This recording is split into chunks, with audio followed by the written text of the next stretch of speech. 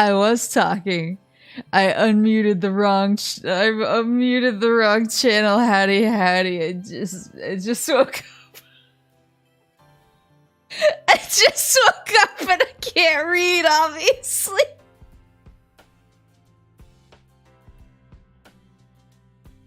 I unmuted my video capture device instead of my microphone. But there's no game to capture, so nothing happened.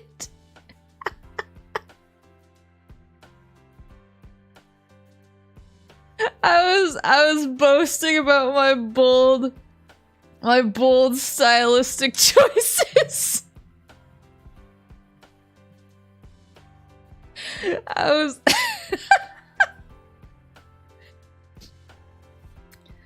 I was like, yes, some other streamers may choose to show more than 2 messages at a time. Not me. Not me. I make the bold stylistic choices other people are afraid to.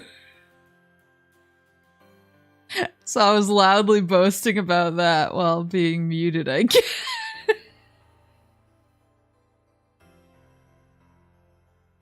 Oops.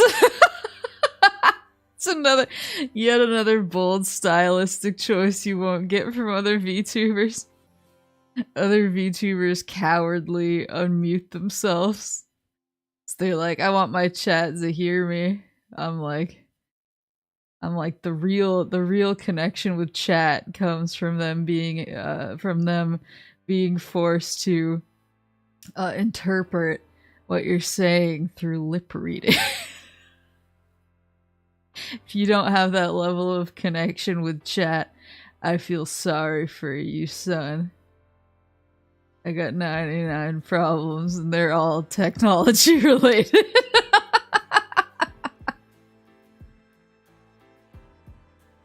Excellent start. Well, I did say I just woke up. I haven't sipped my coffee yet. My coffee's right here. So I have an excuse. This is not a good excuse, but I have an excuse. I have an excuse for a chit-chat stream with no chit-chat. There's only no chit-chat if you can't interpret what I'm saying through facial expression, lip reading, and my general vibe. Are you saying you can't do that? Weak. Lynchian. Kafkaesque. That's what critics are saying. That's what critics are. That's what the Rolling Stone is saying about my streams. Oh god. Okay, I should obviously be drinking my coffee because this isn't going well. Right off the bat. Right off the bat, we're in sleepy time. Sleepy Timeville. Population moose. Tell it was scuff from your general tone. Yeah, see, you're interpreting already. I don't have to do anything. I don't have to do any work. That's when you've really made it as a VTuber, when you can outsource all of your work to chat. When I make you guys run the streams, create the content, do my tech issues. Soon you'll be puppeteering me like a Jim Henson original. They actually talking about your streams? The Rolling Stone? Of course they are. Why wouldn't they be? They'd be woefully out of the cultural conversation if they were not talking about Maple Alcesia streams. I also noticed that I forgot to turn my BGM on. I think it's on now though. I think it's on now. Yeah, okay, it's on. I had to double check. After unmuting all of the wrong channels from the get-go. I feel like I need to triple check everything. Make sure that tired, sleepy Sleepy Moose is not getting in the way of talking Moose. There we go. Okay. Woo-hoo-hoo. Looks like it's set up. Goodness gracious. Yeah, I wanted to do the rare, semi-rare, for me anyway, the just chit-chat stream, because I feel like it's hard, because I obviously like talking, because I feel like I turn every game stream into a chit-chat stream, but I also try and like focus on the game too, but then I wind up getting distracted 100 times. But it's hard because I have so many games I want to get through, and so every week when I'm making my schedule, I'm like, oh, I want to talk about such and such, or I wanna chat about this thing, but there's also like so many games that I want to try and get through, and or I have like series of games, especially like Sonic, that I'm trying to get through, and so I'm like, oh, I can't like delay that for another week, because then I'll be playing this game until October or whatever. I'm like, I'll just chat during my game streams, it's fine. But I figured, especially because this week was kind of a weird week, because I didn't really have a schedule till the end of the week, because I was so busy with house hunting stuff, and then next week is kind of funny because I'm traveling to celebrate my moose friend. I figured now is a good time. Now is a good time to do a just chatting stream. And I immediately came on and muted myself.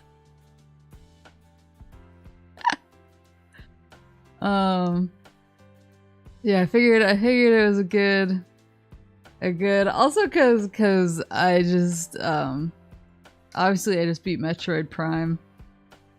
I'm trying to think if there's any other games I'm like really in the middle of right now. I feel like I'm just gonna be starting new games coming up. Cause I'm starting Rayman 2 on Monday, but that was a redeem, so I guess it's gonna kind of be a... I've never played a Rayman game before, ever. Well, that's not true. I think I rented Rayman 2 for the N64?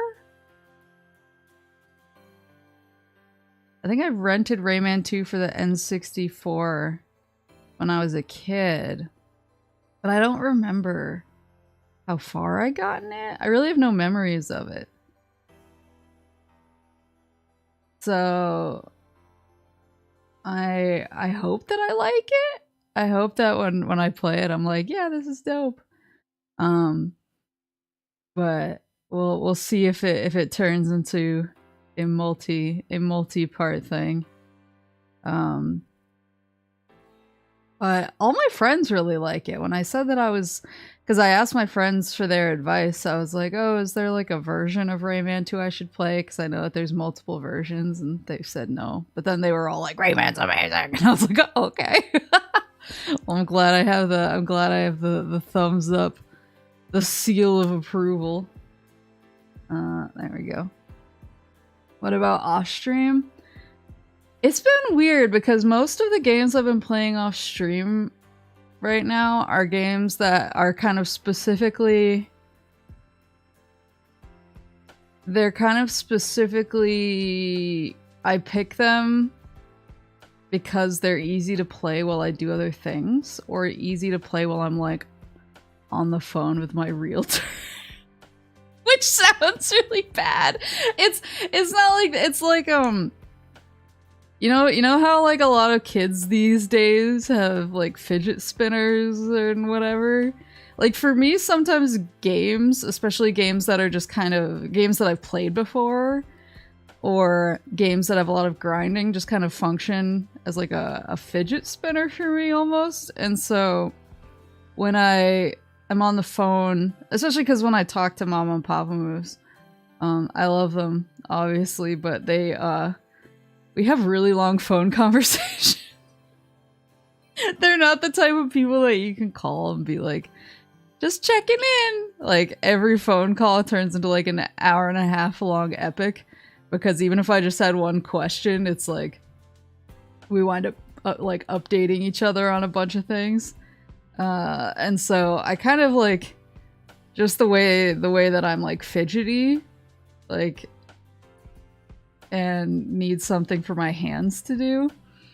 Sometimes that just turns into games. And I've never had a problem. I've never had a problem where I'm talking to someone and I'm not paying attention. I've never had someone be like, so what do you think about that? And then have me be like, what did you say? Like, because usually when I'm playing a game while talking on the phone or something like that, I'm literally listening and talking. I'm just using the game to fidget almost. So I did start Xenoblade 3, which really, you would think it's not one of those games because it's very story heavy, but I'm kind of in the part of the game, or at least I assume it's the part of the game. I think I'm pretty early. I'm in like chapter 3. I'm in the part of the game where they first kind of free you into the wild and say, explore, check out these question marks, find landmarks, what are they called? Do requisition requests, I think they're called. It's the Collectopedia cards. Those sorts of things. And also all of your characters have multiple classes. And as you level up the classes, you get new abilities and new arts that you can, once you master them, once you level up the class enough to master the skill or the art, it can then be used on other classes. So it's a good idea to level up a bunch so that you have a really wide array of flexibility in your character builds. And so I've been doing that a lot when I'm on the phone. Just kind of grinding. Grinding for materials that I need for my gem making, or grinding class levels, class ranks, I guess they're called. And building up my map so that I have more fast travel options. And none of that is story based. Like, there's not like important talking. So I'm not missing anything. So I've been doing that, and I've just been kind of avoiding the main story when I'm on the phone. So I've been stuck story-wise, but making a lot of progress in my classes and builds. And then I restarted Metroid Metroid Prime as soon as I beat. I already made it to the drifts, so. But it goes a lot faster your second time. I feel like once you like know how everything works, and you understand kind of the loop, and you know where things are, especially where you know like, oh, I remember there was a missile there, or I remember this puzzle. It goes really fast, and so I've been kind of flying through it, so I've been doing that on the phone. Oh, it's the same way with her mom. We would be leaving after dinner or something. They would make us get ready to leave and talk for 4 hours in the night. Yeah, Moose parents have a bad habit of doing that when I'm trying to leave. I'll have like my shoes and coat on, and I'll be like holding bags and trying to open the door, and Mama Moose will be like, "Did you hear about such and such?" And I'm like, yeah. I'm like, no, but also not right now. But also is it super important to this moment? Or can I get to my car so I can put things down, not boil to death in your house?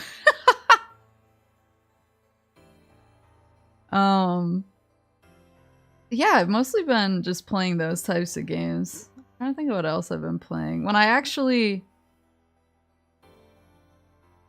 have free moments to play games that I need to pay attention to, I've been playing Phoenix Wright, but Spirit of Justice on the 3DS, but for the most part I haven't really had that much free time.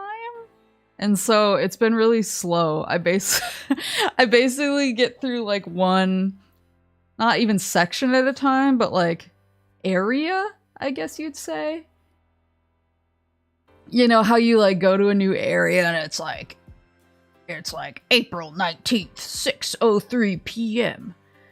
And then it shows you the character who's in the area and you ask them questions and then you investigate the area. I've pretty much been doing one of those areas every time I sit down. So I sit down and I question I basically move to the new area, question the character, investigate the area, and then as soon as they're like, I think we're done in this area, or a new area opens up, I save and go to bed or whatever.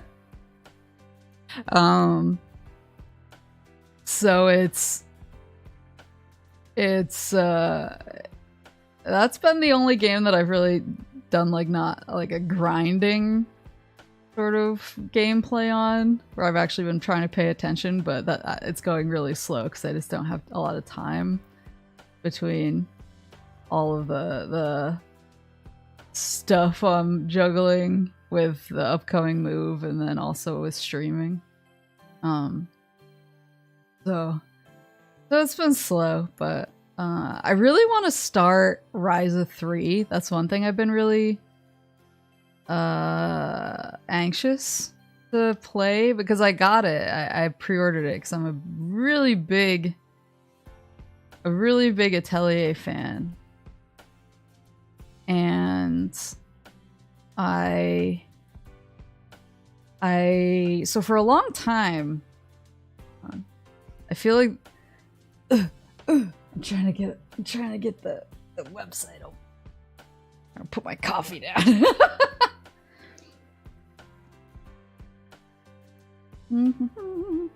Like for a really long time. So Atelier is kind of broken up into like trilogies at this point.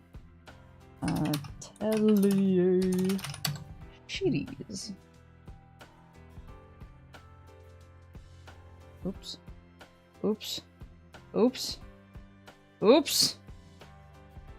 You guys know how to work this. Oh, here we go.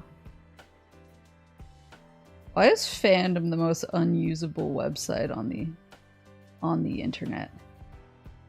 It's just wretched. Okay, there we go.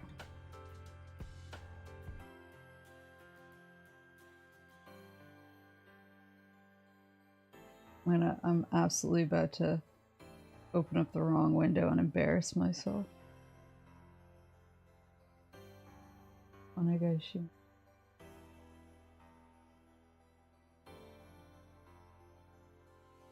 I did it! Gosh.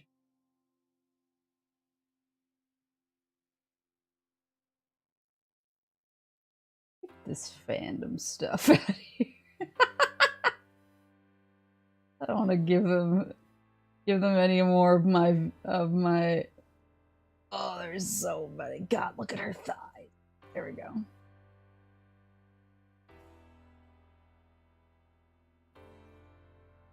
Like, they have so much good information, but yeah, it's agony to use. I'm gonna cover my face for a second. Where's my cursor? We're about to go. Oh, I have it for once. I was like, we're about to go on a journey of trying to find my cursor, in which I open up 100 weird images that I forgot that I had.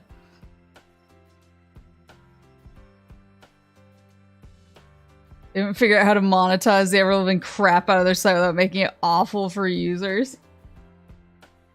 So, I started playing Atelier, so obviously these are like the PS1 Ateliers, these ones up here. And then this, I think, is where the PS2 Atelier started, Iris. Iris! And then Monocamia. That was on PS2 as well, but also came out for the PSP, I think. So this is actually where I started, Verona. The first PS3 Atelier. Virus is still the weirdest name choice. I know. It just feels like it's localized wrong, and then they've refused to change it since then. That's what it feels like. But so I actually bought Verona on sale shortly after it came out because it went on sale pretty fast. Or it was like a deal that— do you guys remember the video game deals of the day on Amazon?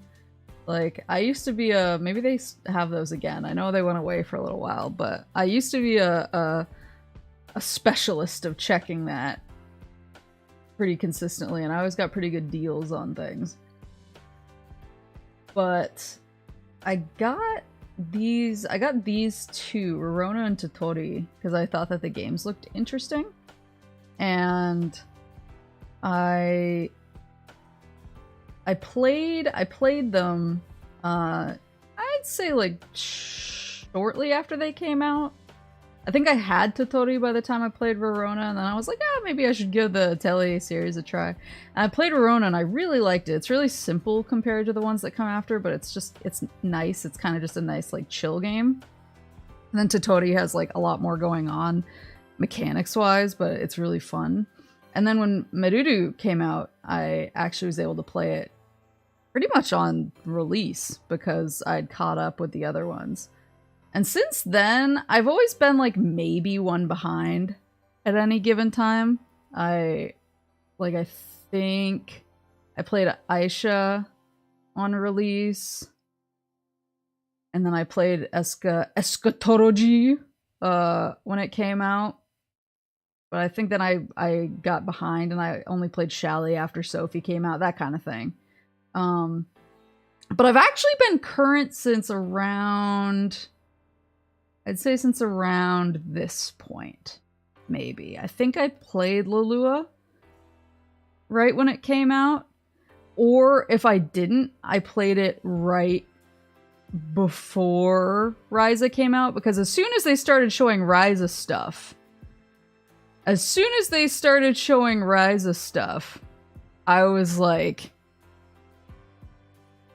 I need to be current so that I can play this game right away, because look at those thighs. So I always kept up pretty much since the first Ryza got announced, because I wanted to be able to play them on launch. And I played Ryza 1 and 2 like the day they came out.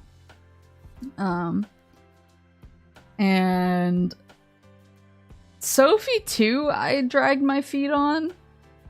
So once Ryza 3 got announced, I finally played Sophie 2. And I'm really close to platinuming it. Like, I only have a few more things left to do, and they're not really difficult, they're more grindy.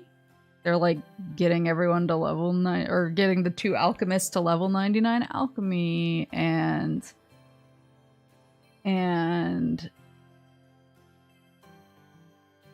beating all of a certain type of boss, but the boss I think has kind of a random spawn. So it's like, it's those types of things. But I'm kind of weird because I usually platinum Atelier games, but I just, because of everything going on and streaming and everything, I didn't platinum Sophie 2 by the time Ryza 3 dropped.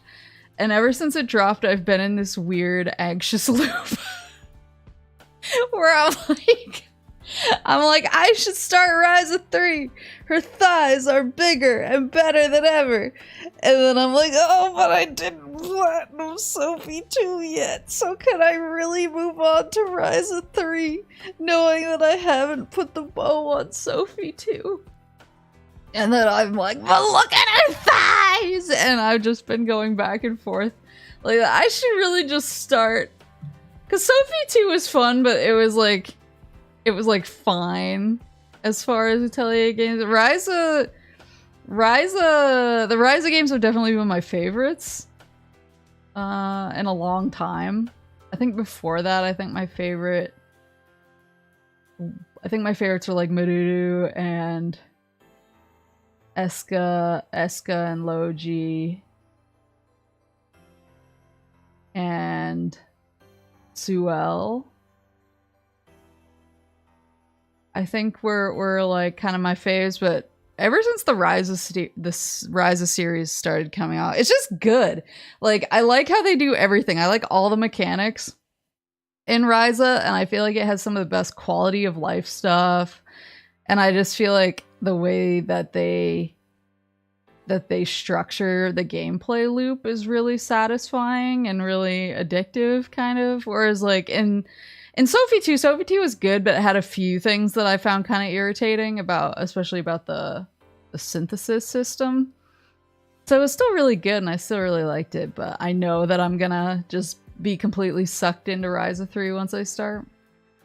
And that's one of those games too. I've been meaning to ask this for a while because it's a question that like I have about I guess games in general.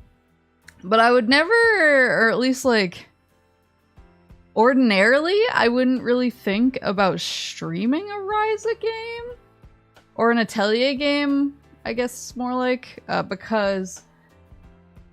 because I don't think it's a good stream game, but I don't really. This is more a me thing. This is more a me thing, but I don't really watch JRPG streams that much. Like, even if it's streamers who I ordinarily watch everything that they do, I actually have a hard time kind of grooving with JRPG streams, and it's not that I don't like JRPGs, obviously. I play a lot of JRPGs, but I feel like that's almost the problem, because when I watch somebody play an action game, there's obviously optimal ways to do things, but it's more about your reactions in the moment of things happening. Whereas JRPGs have a lot of min-maxing in them, but there's usually like one optimal way to min-max your characters. And there's not a lot of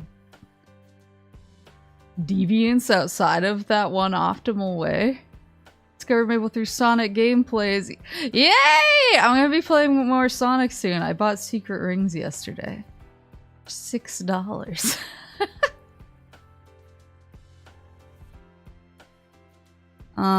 Yeah, and like, I get that it's so hard to put into words too, because I think the things about JRPG streams are there's usually a lot of talking in the game, which is fine. And there's usually battles are a little bit slower, and there's usually kind of one right way to play. Unless it's like a certain type, unless it's one of those games where you have like a lot of class options and you can kind of build your teams in different strategies. I feel like there's usually one optimal way. Like, everyone has a best weapon, you know? Everybody has an ultimate weapon or a best armor. And so it's a little bit more like you're watching. Like, obviously you're watching because you like the streamer and you like listening to them talk, but as far as the game goes, you're more watching for their reactions to story beats, and as far as gameplay goes, you're watching to see whether they do it right or not. I guess it's really hard for me to put into words. If I'm taking that much time to watch, I kind of want to play through the game myself. Yeah, I think that's the other thing. I think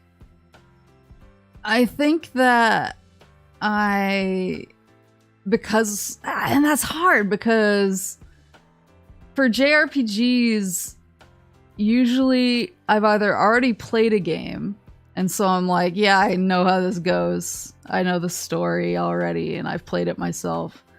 or I haven't played it, and usually if somebody's streaming a game, unless they're like a Kusoge streamer, generally it's pretty well regarded. And in most cases, if a JRPG is pretty well regarded, I want to play it, and so then I don't want to watch, because I'm like, oh, I don't want spoilies. Standard progression versus games like Oblivion, where you can build like 20 different classes. Yeah, I feel like especially Western RPGs are a little bit different, because yeah, they tend to be stuff closer to like Elder Scrolls, where obviously not completely across the board, but it's a little bit more about your character and the development of your character, and it's more like a building a D&D character in terms of character building, versus having a character whose class and skills are kind of already predetermined and you're just working to improve this already established character, I guess. But like I said, it's so weird because I do love JRPGs. I just have a really hard time watching JRPG streams. And so when I'm thinking about games to stream, I almost never consider JRPGs. Like, I didn't consider streaming Xenoblade 3 just because I knew that I would be doing exactly what I am doing.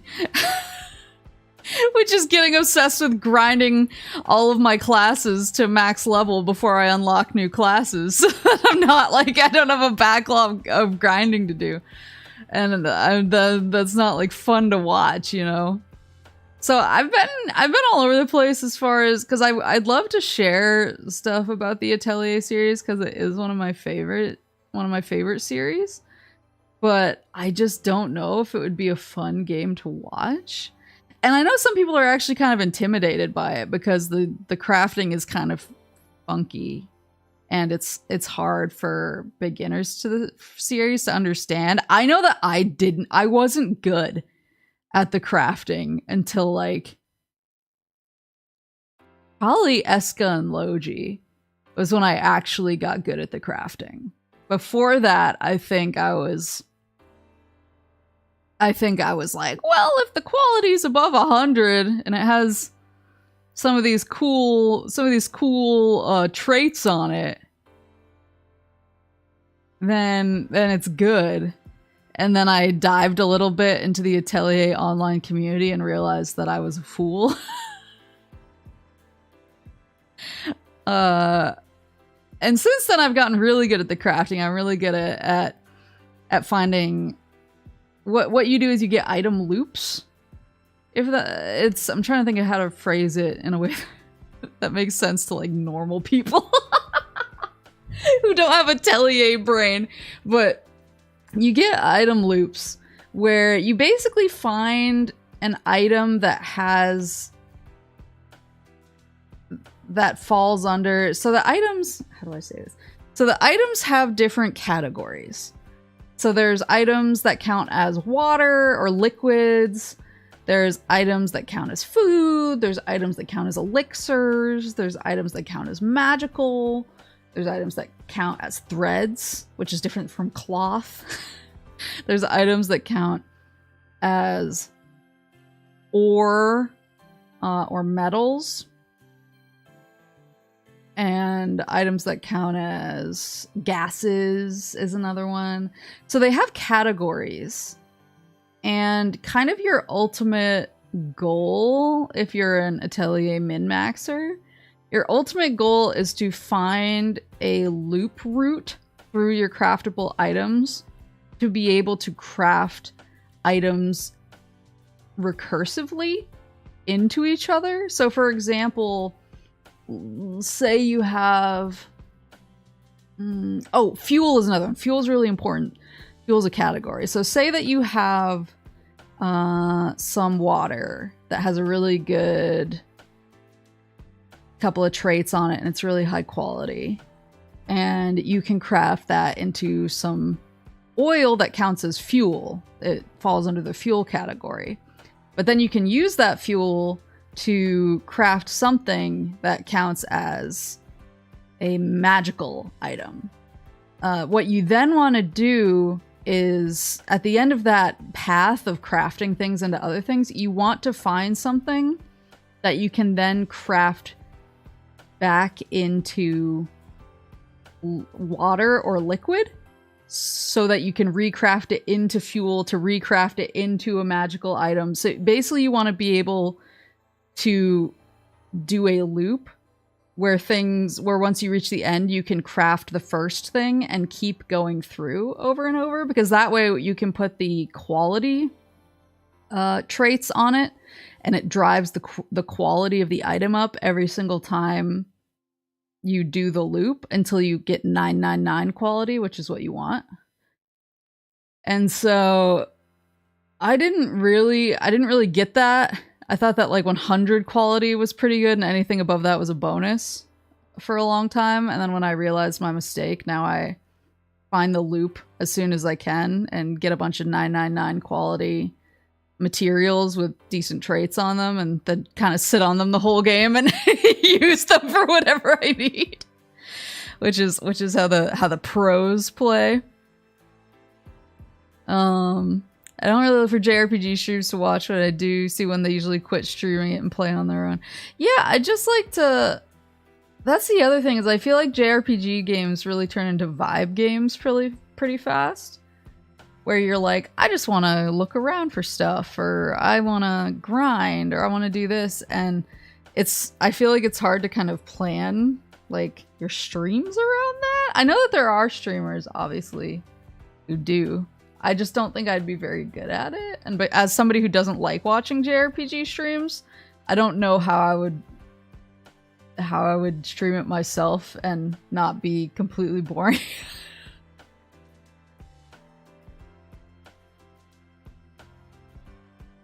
Yeah. But yeah, so part of me wants to stream Atelier so that I can explain like the crafting system. But I don't really want to stream the full game. I don't know if that makes any sense. But because I've actually had people ask me when I say I like Atelier before. I've had people be like, how do you get good at those games? And like, because I do have spreadsheets. I have Atelier spreadsheets that I use to organize my ingredients so that I can min-max everything through the rest of the game. And I've had people be like, wait, is that a thing? And so I'd love to do like a stream about that, but I don't think I would want to stream all of Ryza 3. But I really want to play it, but it's kind of burning a hole in my pocket right now. Every time I look at it, I'm like, I should start it. And then I'm like, oh, but Moose parents are probably going to call me in an hour, and I don't want to start it when I'm going to have to stop in an hour. I'll just grind and Xenoblade more. Make a YouTube video about the crafting in game.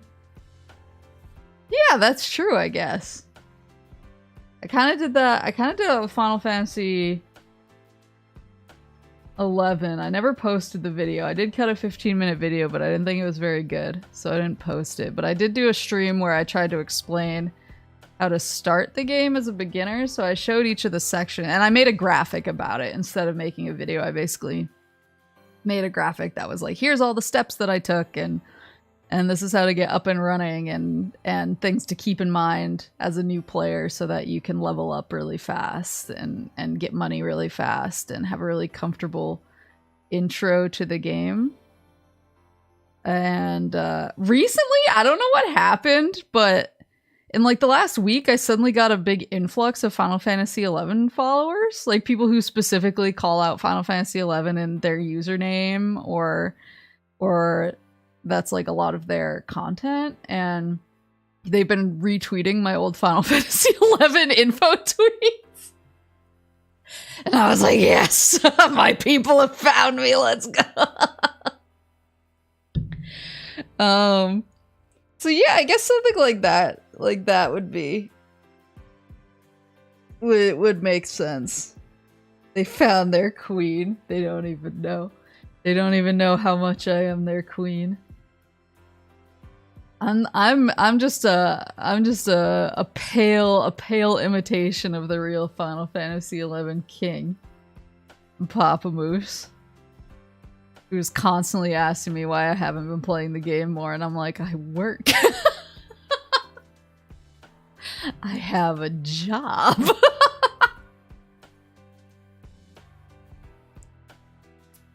More people going, it's a shame WoW never stood a chance against the monolithic Final Fantasy XI. You're right, and you should say it. Maybe if Final Fantasy XI hadn't been out when WoW released, WoW would have stood a chance. It's too bad. I would have liked to see what WoW could have become if it ever had a chance to strike it big, you know? But yeah, there was that. There was another game I was thinking. Oh, because we were talking about it the other day on was it the end of Metroid Prime? After I beat Metroid Prime, I got on a big tangent. I'm a big... For as much as I shit on the Trails series because I think it's garbage, I am a really big Falcom fan. Specifically, I really like East, but I like some of their one-offs a lot as well, like Brandish and the earlier Xanadu's. Not the new anime one. Not that there's anything wrong with anime. I just the newer Xanadu is a little bit school life for me. They have some older, like Zwei. They have some older action RPG stuff that's really interesting and really fun. And so I'm a really big Falcom fan, but East is my favorite of their series. I like East the most. I've played almost all of the East games, and I love them a lot. But I haven't played 9 yet because it came out pretty close to when I started streaming, and I was a little overwhelmed with trying to balance work, life, and streaming, and also playing games on the side that I wasn't streaming.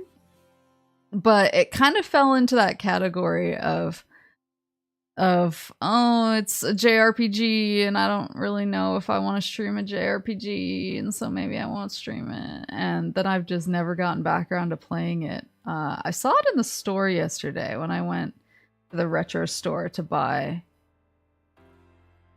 some stuff, or to at least browse, and then I walked out with some stuff. I saw that they had a copy of the Switch version, I think. And I have the PS4 version. I think they're doing a PS5 upgrade, but I don't know if you have to pay for it if you have the PS4. You probably do. Is Syrup being good today? She was yelling when I started my stream, but I actually don't know where she is now. She stopped yelling. I gave her a really big brushing this morning to get all of her shedding fur off of her again. So I got a huge amount of fuzz off of her, and she was super happy. I assume she's just probably passed out now.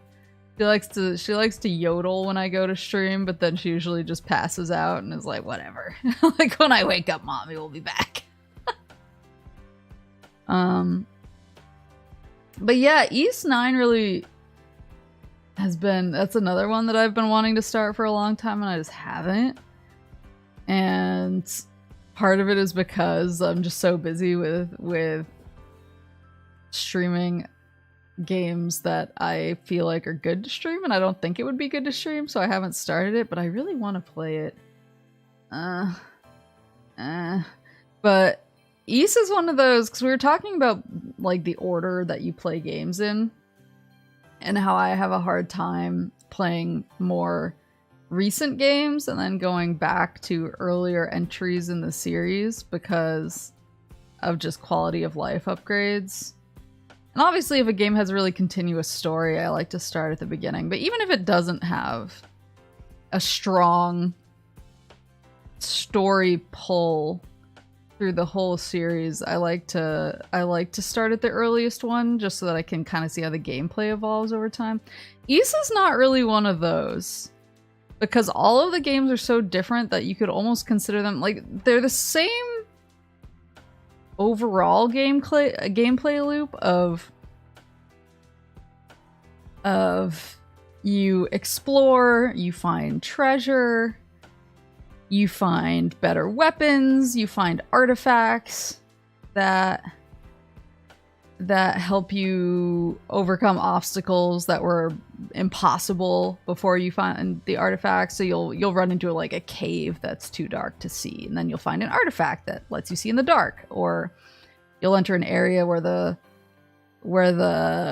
air is poison, and you'll find an artifact that helps you breathe poison, or it's things like that. But that's a pretty common Ys gameplay loop, where the obstacles tend to be like, there's bosses, there's enemies, there's bosses, but the real like hardcore obstacles tend to be more about the environment. Sounds weirdly Metroid-y. It is in a way. I think that's why I clicked so much with Metroid. I think that's why. Oh, neat! Just like working in an asbestos factory. I think that's why I clicked so well with Metroid Prime, because it honestly has a pretty similar gameplay loop to stuff like Ys, which I've been playing forever and I really love.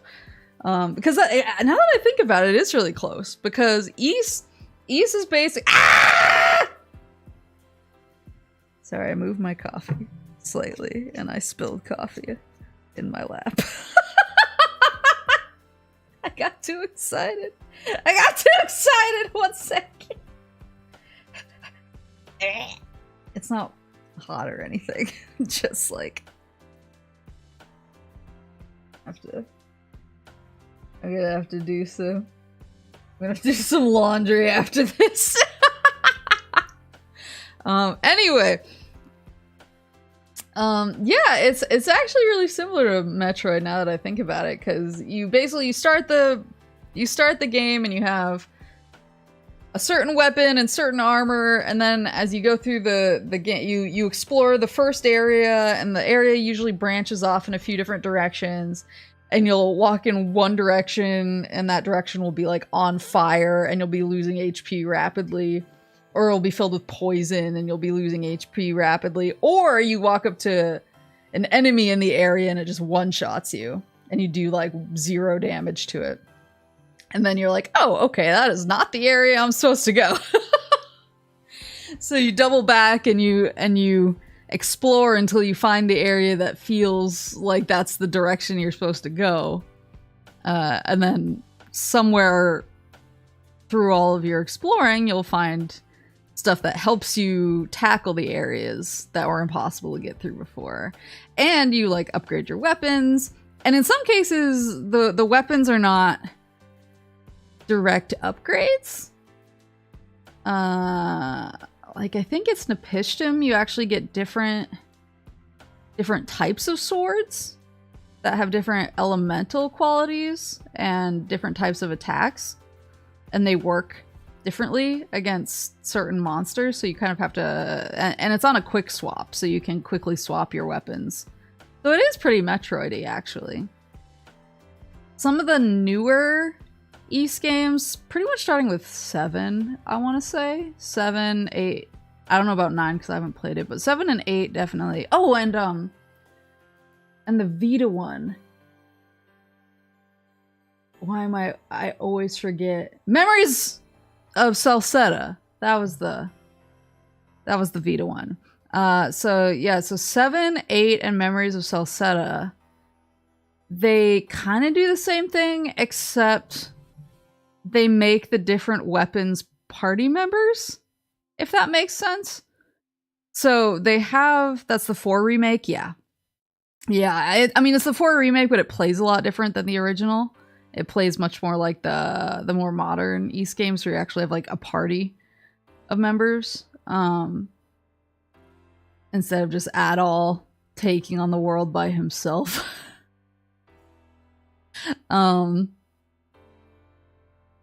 But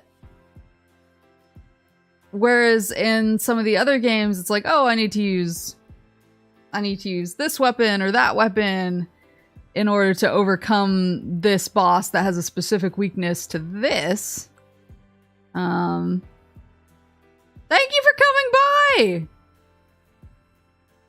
have fun on your visit. But instead of worrying about the weaknesses and swapping between weapons, you instead tend to have party members who represent different attack types. So Adal, who is a sword wielder, usually has like the slash type of attack.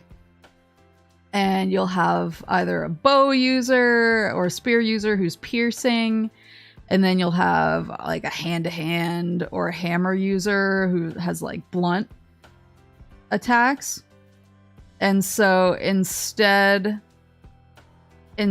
of swapping between weapons, when you come across a monster or a boss who has a specific weakness to piercing attacks or blunt attacks, you'll swap to the party member who has the weapon to counter that weakness. So it's still kind of the same idea. It's just that you have to build more party members in terms of finding new and better weapons or buying new and better weapons and armor to build them out instead of just focusing on one guy. But it's still the same. It's still the same kind of idea. Even if your weapons are people now, it still has kind of the Metroid vibe of what is the enemy weak to in this area that I had to solve puzzles to survive kind of vibe. Rock, paper, scissors. Yeah. It's definitely rock, paper, scissors. But maybe that's why I did mesh so well with Metroid Prime. It's just because I'm such a huge East fan. And it definitely has that same... Because it's a satisfying feeling when you find out what works. And I think both series have that. I learned today that echidnas have 4 reproductive organs. Yeah, I knew about that. I've heard that in reference to Knuckles before, and I was very confused why people cared. Now I'm like, oh, now I understand. I haven't played Persona 5. I own it, and I've been meaning to play it for a long time. I have the Royal one or whatever. Like I got it when it was on sale for really cheap. One of the million times it's been on sale. But yeah, I haven't played it yet just because I mean, I know that Persona games tend to be a little bit of a time-intensive endeavor. Because I played the original Persona 3 when it came out on the PS2. There's actually a time I didn't buy it right away, the original PS2 Persona 3, but my friend did. And my friend was like, oh, it's really good, you'd really like it, you should try it out. And I was like, oh, so I actually borrowed their copy, and then I was like, oh yeah, I am kind of into this. So I asked for it for my birthday or something like that. And I got it. And I was really into it. Like, I wanted to play it all the time that I could. And this was before you could control your party members. In the PS2 version, you could only control the main character. And your party members just did whatever the hell they wanted. And it wasn't always good. And, but I was still really, really into it, and I really liked it a lot. And I remember that I was doing this all-night charity thing. I had I think it was to raise money for like a cancer association. And it was, I forgot what it's called, but it's basically one of those things where you stay up all night long and you do like a big walk, but it's like throughout the whole night. And so I did that, and I participated, and I was there to support my friends who were doing it. But I really wanted to go home and play Persona 3. And so I just remember, yeah, a walkathon. Yeah, one of those. And I remember that when my friends brought me home the next morning when it was over, they dropped me off at my house, and by the time they dropped me off, it was like 10 or 11. And I went inside, and I really wanted to play Persona 3. And so I grabbed my game case, and I brought it over to my PS2, and I opened up the tray of the PS2, I put it in there, I closed the tray, but I was like kind of sitting on the ground while I was doing this because my PS2 was on the ground, and apparently I just flopped over and fell asleep. I don't remember.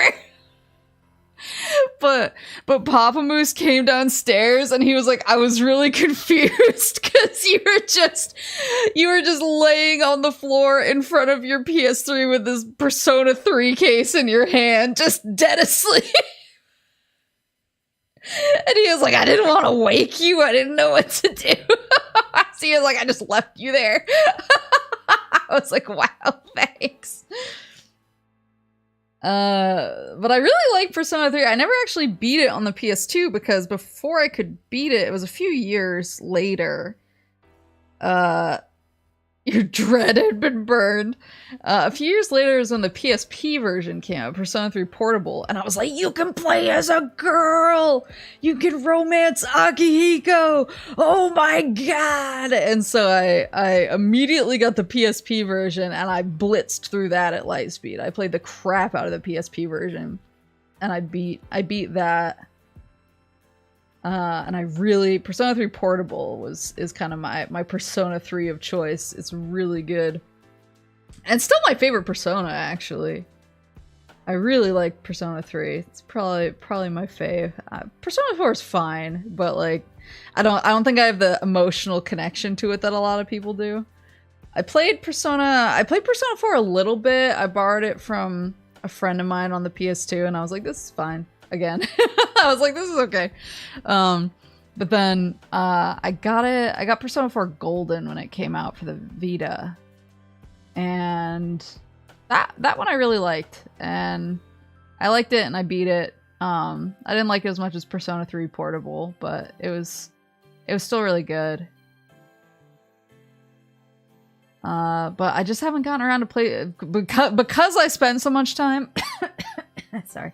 Because I spent so much time on those two games, I feel like I'm waiting for like a schedule opening almost. I'm waiting to know that I'll have a lot of time to set aside for Persona 5 because I know it's going to be a commitment. You prefer turn-based JRPGs over action-based JRPGs like the Final Fantasy VII remake? It's hard. I like both. But I like them in their own ways. Because thinking back on it, like some of my favorite JRPGs was Fest, the portable one. Fest was on the PS2. Persona 3 Fest was basically... Is it Fest or Fez? I don't remember. But Persona 3 Fez... that was the one that added the extra epilogue about Aegis and her counterpart, I think. And I think it did maybe add some changes to the base game, but it was mostly about the epilogue. But Persona 3 Portable was the one that added the girl. The girl wasn't in Fez.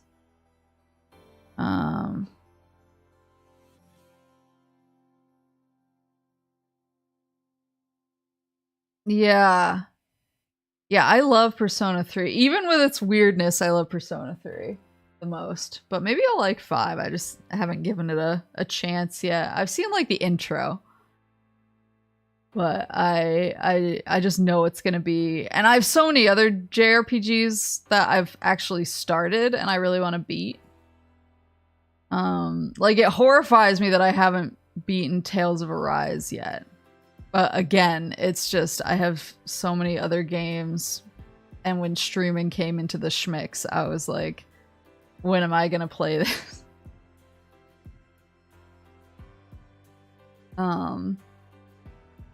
Because Tales of Arise I can't remember whether I started before I started streaming.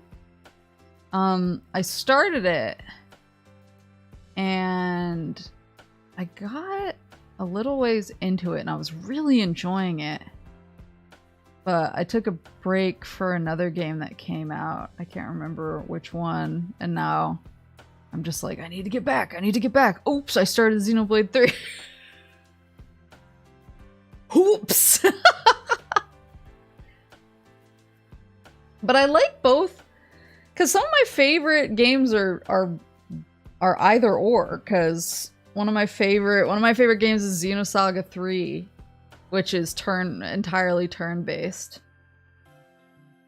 Xenosaga 1, too, actually. I'm leaving out Xenosaga 2 on purpose.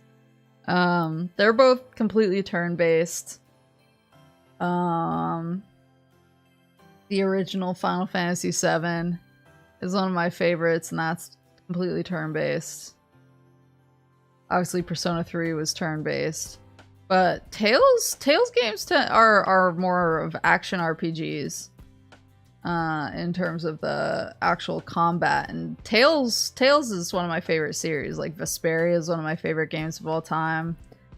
I really liked Graces and Exilia and Berseria and Abyss. And those were all. What did 2 do wrong? Everything. I still like it. I still love Xenosaga, but well, do you guys remember? Maybe you don't, depending on what age you were or you are. But back in my day. A lot of the information that we got about new games coming out tended to be like our first glance that we got at screenshots or whatever tended to be really blurry, small, and artifacted JPEGs that random people would post on forums that we were on. And I still remember the exact moment, because I was a huge Xenosaga 1 fan. I actually picked it up originally. It was on sale. I think one of the game stores near me had a really deep discount.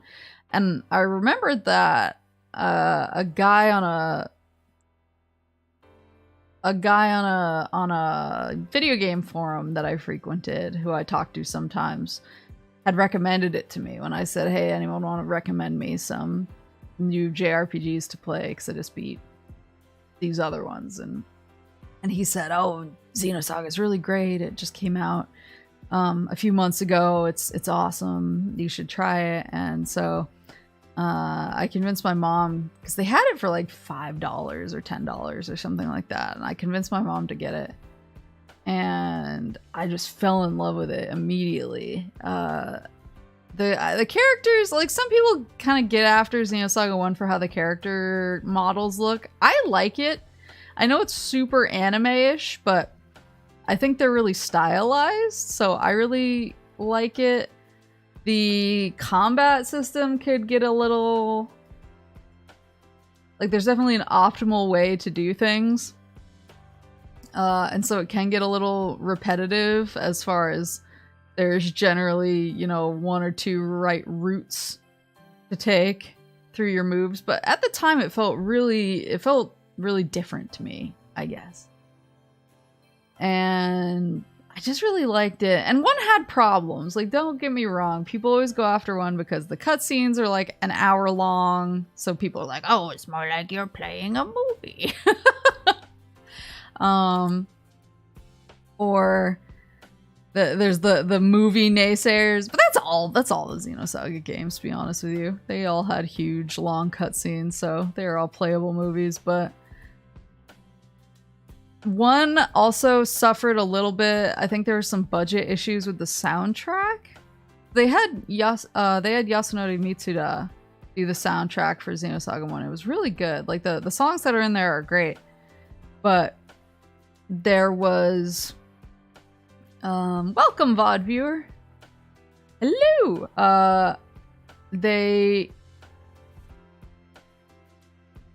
The songs that are in there are good, but they didn't have songs for every area in the game. And so there's actually quite a few areas that just have no BGM. It's just ambient noise. So it's just like a spaceship noise. Spaceship noises with no sound.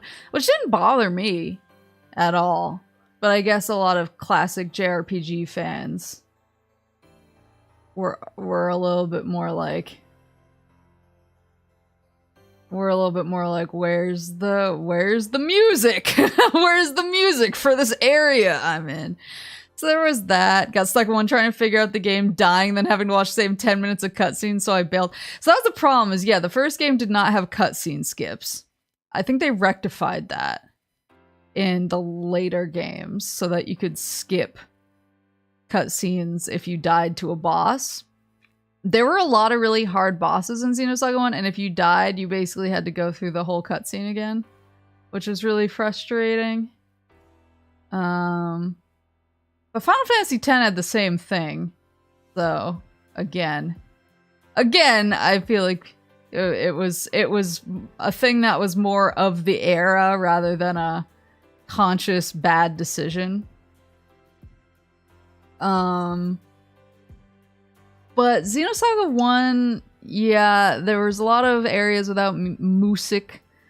So it was just ambient noises and ambient sound. There was a lot of complaints about the battle music because there was no boss battle music. There was just battle music, and I think the only boss that had different music was the final boss. And so I get it. I get that it kind of felt like they didn't have a budget. Especially for the BGM. And I get that the extremely long, unskippable cutscenes were frustrating. So, like, I totally grant it, but I still really loved the game. Like, I just really clicked with it. The characters are great. The story's great. The battle system is fun. It's really good. Hello! Welcome in. Yeah, we're talking about JRPGs. I'm ranting about Xenosaga. So, yeah, 1 has a bunch of problems that I am willing to admit to, but it was still a really good game, and I thought that the look of the characters was cool and stylized and not. I had some people would always say, oh, they look like monkeys with like their big heads and exaggerated proportions, but I thought they looked good. So I was on this forum, which is where I learned about Xenosaga in the first place, and I became kind of the Xenosaga expert because I just got so into it, and I was always telling everyone to play Xenosaga, and obviously I had a Cosmos avatar and a sweet Cosmos signature that I made myself in Adobe Photoshop Elements 2, and so I was a big Xenosaga fan, and then the leaks for 2 started coming out, and I think I still remember the first time I saw like the low-res pictures, the low-res blurry small leaker pictures for the Xenosaga 2 characters, and I just remember thinking this has to be a joke. They're not. The characters in Xenosaga 2 don't look bad, but they're just super different stylistically from Xenosaga 1. Like, it does not look like the same group of people made anything. Well, it looks...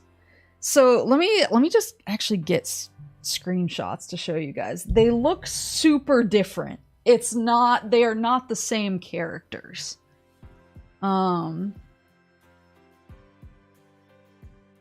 Xenosaga 1.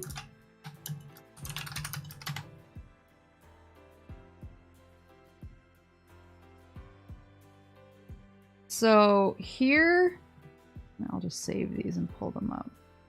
So here,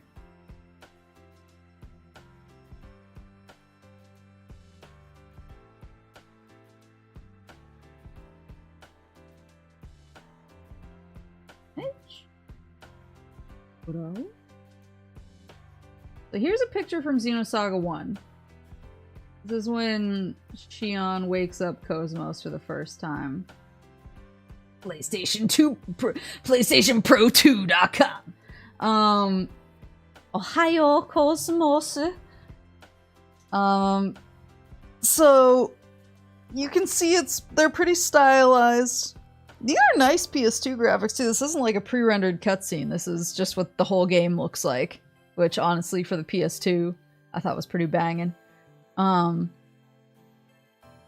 But you can see what the fuck did I walk into? I'm giving a description of how Xenosaga 2 is super different from Xenosaga 1. So this is like not a pre-rendered cutscene. This is just the pre-rendered cutscenes look amazing. But this is just like the regular graphics for Xenosaga 1 on the PS2. But it's very stylized. Like, it's very anime. You got the big eyes, you have kind of the exaggerated proportions of their facial structure and their bodies and everything. But I thought that it looked good. It looked good. It looked purposeful. It looked stylized. So like keep this in mind. So this is what I was used to. This is Xenosaga 1. Played this a million times. And I was like, yeah, this is great. I love it. And then I saw the screenshots for Xenosaga 2. The early screenshots. Which is what the game wound up looking like. And I was like, this has to be a joke. Like, these are not the same... This is not the same vibe. You know what I mean? Basically, I think when it came to Xenosaga 2, there were some, like, new creative differences type of stuff. And they were like, oh, we want the characters to look more realistic. Yeah, that is what the game looks like. They get new outfits at some point. They get new outfits, and so they kind of start to look a little better with their new outfits, because at least they... I'm pulling up more images. Because at least the new outfits were clearly made by the new team, and so they fit into them better. They don't look like they're just trying to, like, wallpaper in the old outfits onto new models. Like, the new models look... Like, the new outfits look better in context, because at least they're their own thing. But they still are not, you know, it is not a comparable art style at all. They look like they're not from the same series, but this is, you know, 1 and 2. So they're just really different. And so I was really perturbed when I saw the Xenosaga 2 screenshots, because I was like, this is not the same. These are not the same characters. This is not the same game. They did... From Xenosaga 3. They did... When they got to 3, they kind of found a nice middle ground between the two styles. So they went back a little more anime. But they didn't go like quite as stylized, quite as stylistically anime as the first game, but it wasn't as like trying to be realistic as the second game. This is a screenshot from 3. You can see it's a lot more stylized, and it looks more like the anime style of the first game, but it's a little bit more realistic proportions. I liked the look of 3 a lot. 3 is probably my favorite to look at. Because I thought that they rode the line nicely without trying to be like, we're real now.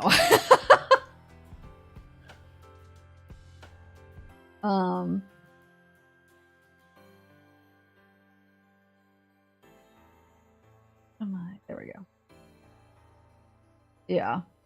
But yeah, 3 was really good. But the other thing that 2 did is, in addition to looking super different from the first game, which was really jarring,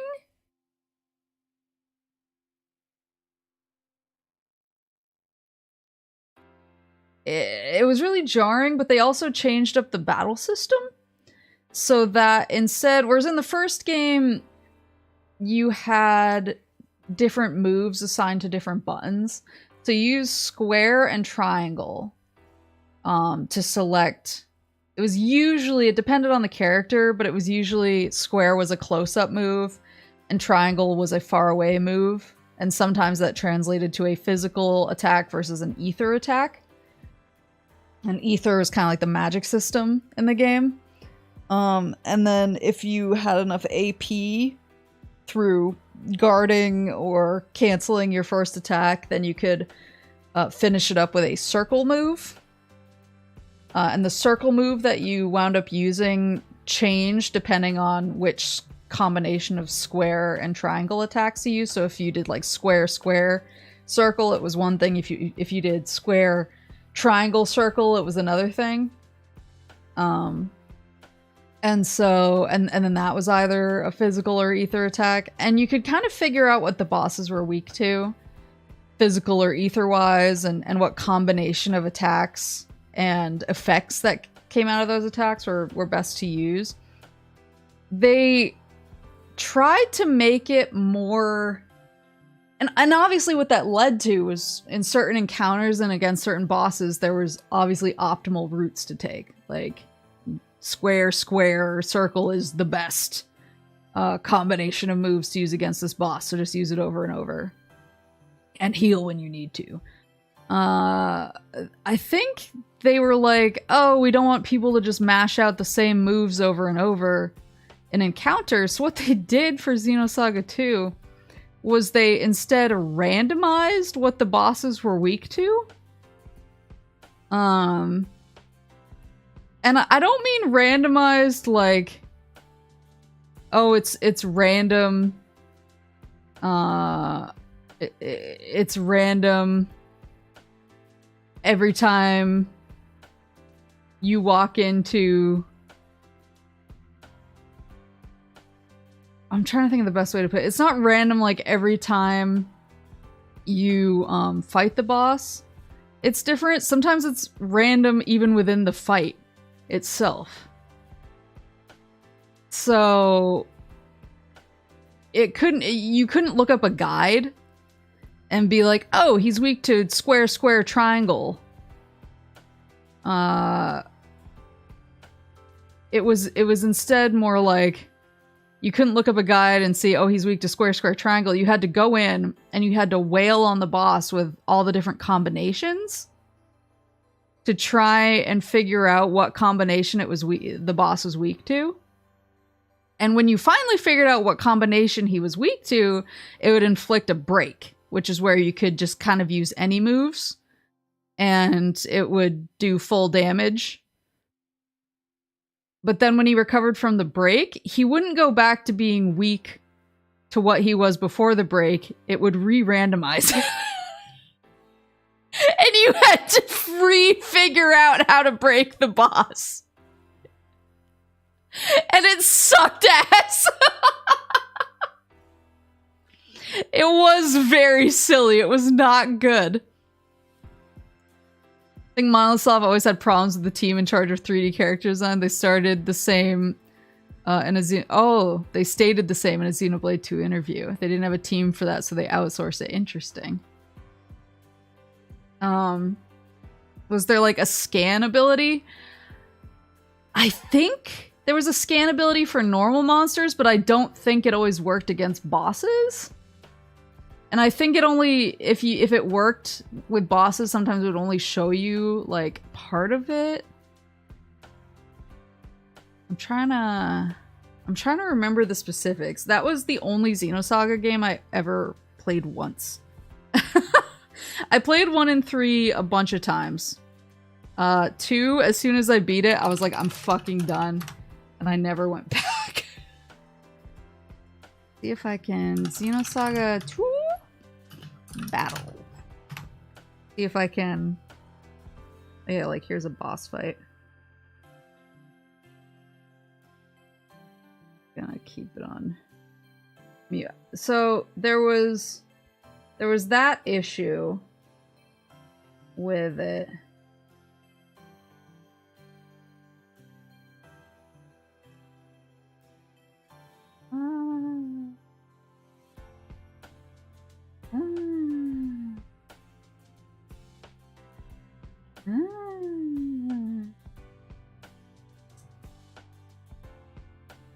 There was that issue with it, but then there were other issues too. So they had more than one composer for the game for some reason. So I'll get through the cutscene. You should be able to see when... I think they're just using moves. Let me see when they actually start like attacking.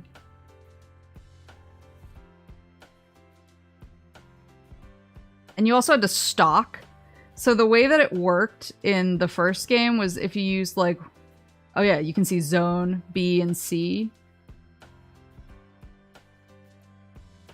So he just actually broke her. He also had air attacks.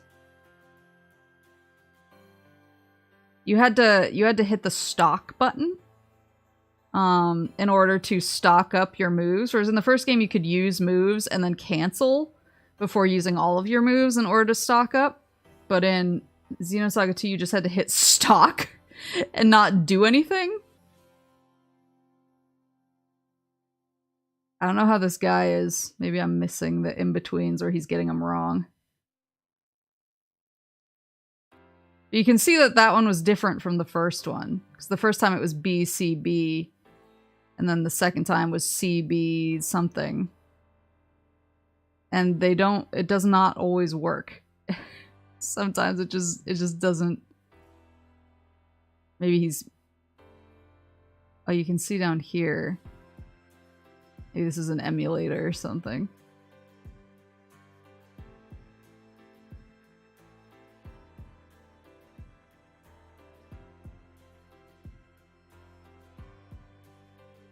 Yeah, you can see the stock up near their hit points.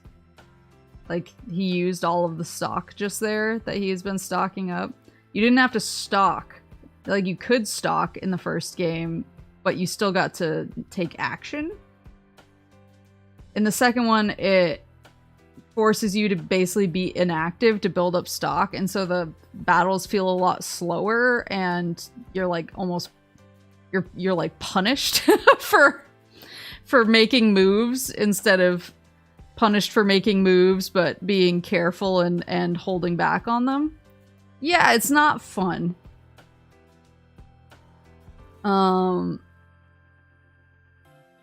It's not a super fun battle system. That it feels really random and really frustrating. And it's like the default in Bravely Default. Yeah, except it like makes you, every time you want to unleash a big attack, it makes you do it for like 3 turns in a row, basically. It sucks! But the other thing is that they had 2 composers They had Kaji Urayuki for one of the composers, and they had her do all of the cinematic music. And so it's really good. Like, her stuff is really amazing. I think the other composer they had was Shinji Hosoe, who has some good stuff, but is a very different style than Kaji Urayuki. And so Shinji Hosoe did all of the, like, walking around environmental music, and he did most of the battle music. I think Kaji Urayuki did like 1 or 2 battle themes. But because they're two very different styles, it feels super weird moving between them. So you'll basically be walking around. You'll be walking around an environment with this kind of really heavy, like, electronic music playing for the BGM, and it's very like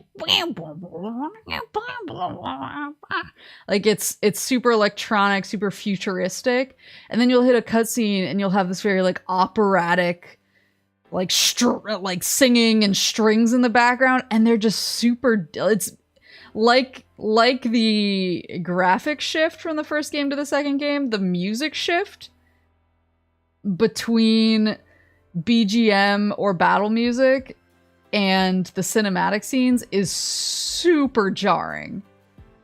Especially because, and it was kind of sad because everyone just preferred Kaji Urayuki's stuff on the soundtrack so much more than Shinji Hosoe's stuff, that I feel like he got a lot of hate for like his part of the soundtrack.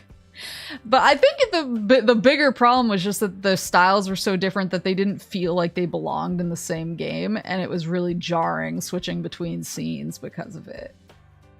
And so it was a big combination. Like, the game looked too different from the first game, so some of the characters didn't really look like themselves.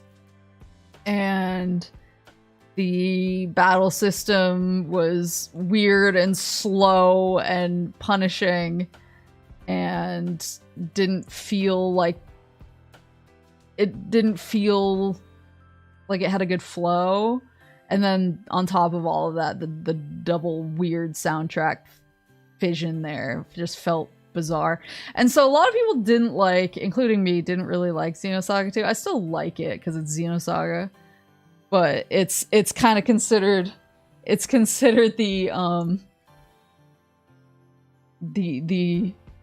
outcast of the Xenosaga games.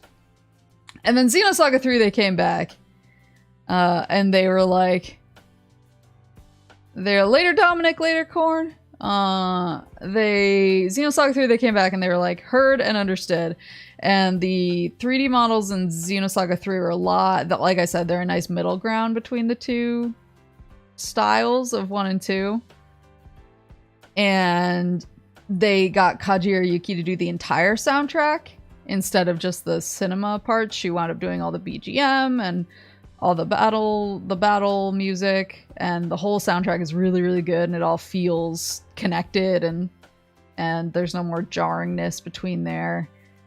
And the battle system for 3 is, again, kind of a mix between 1 and 2, but leans a little closer to 1, I'd say.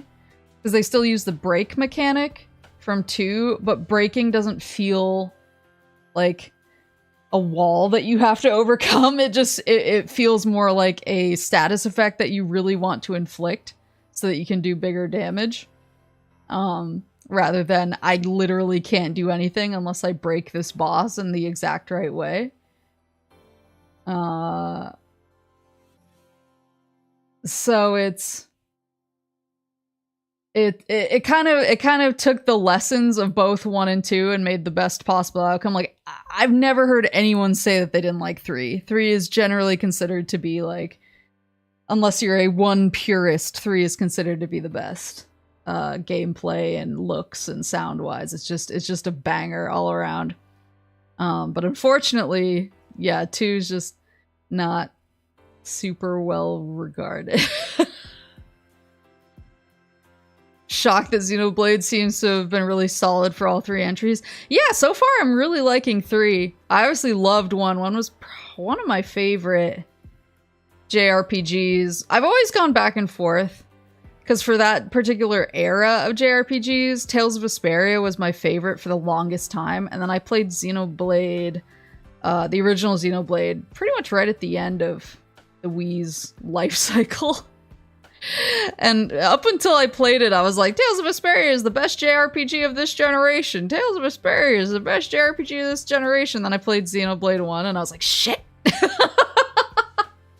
I was like, oh, it's a contender! I think they're both really good. I think they're both really good, and they have very different vibes. And obviously they're on different consoles too, so. But I like, yeah, really, I've always loved Xenoblade 1. And then 2, I loved a lot. Now 3, I loved.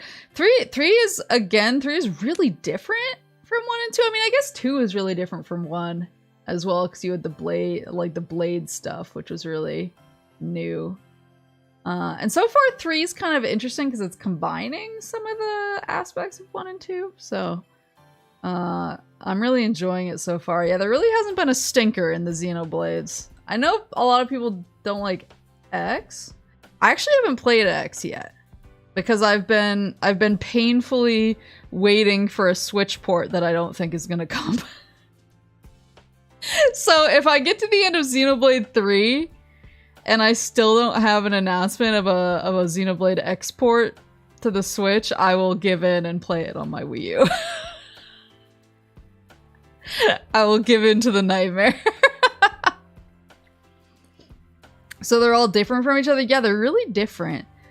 They're definitely all part of the same series, but the gameplay and the mechanics, like the battles themselves, in terms of like the pacing and how you unleash attacks and how your positioning works, that's all the same, but like the character building is really different, I guess. Like how you enhance and power up your characters is really different in all 3 of the games.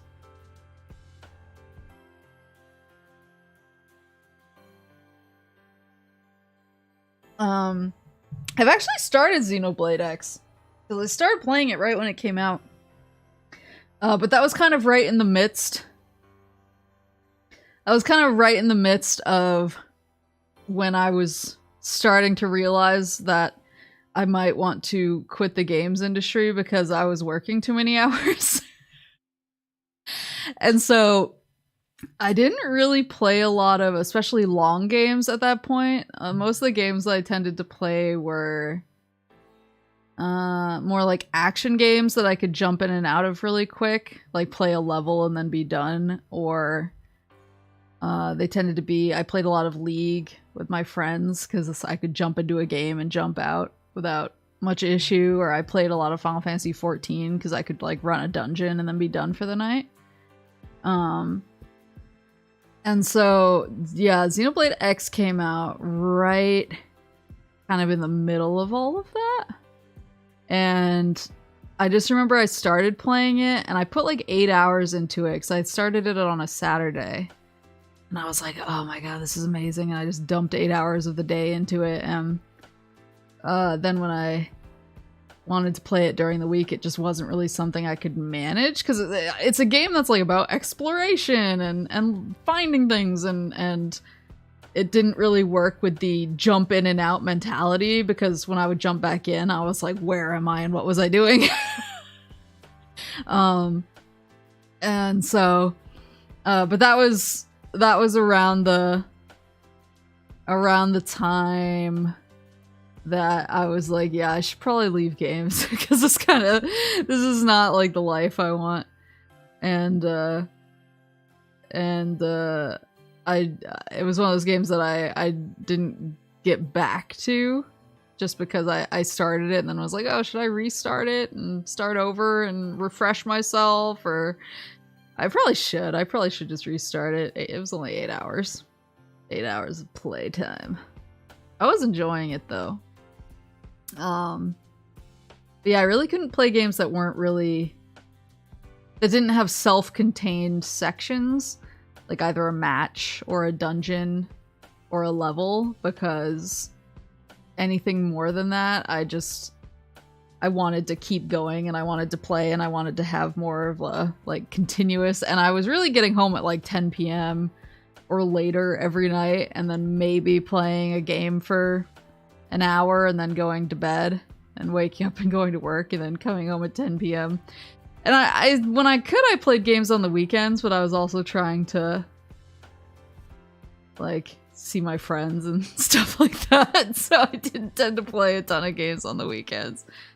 Did the career change pay off? Yes. I've never regretted it.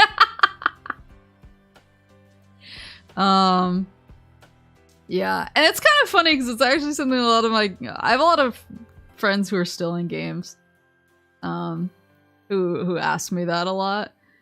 Because I was very, like, open about when I quit.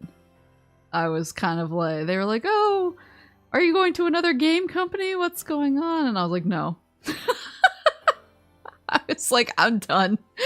I told them what my new job was, and they were all confused. And they were like, what, you want to do that? And I was like, they were like, that sounds so, like, I don't know, boring. And I was like, yeah, that's what I want. I was like, I want boring because I don't want to care about my job. Because that was the problem with games, is I cared too much. Like, I think it's good to care about your job in a way, but I think at some point, I think the push and pull of caring about your job becomes not good, especially if your employer knows that it's something you care about and they can kind of use that against you.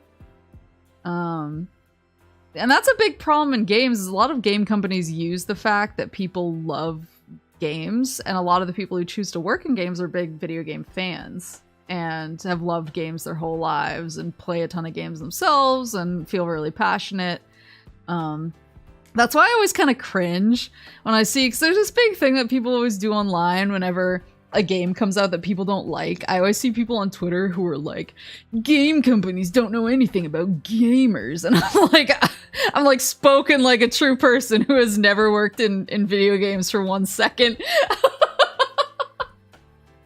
It's just like very cringy declarations like that. But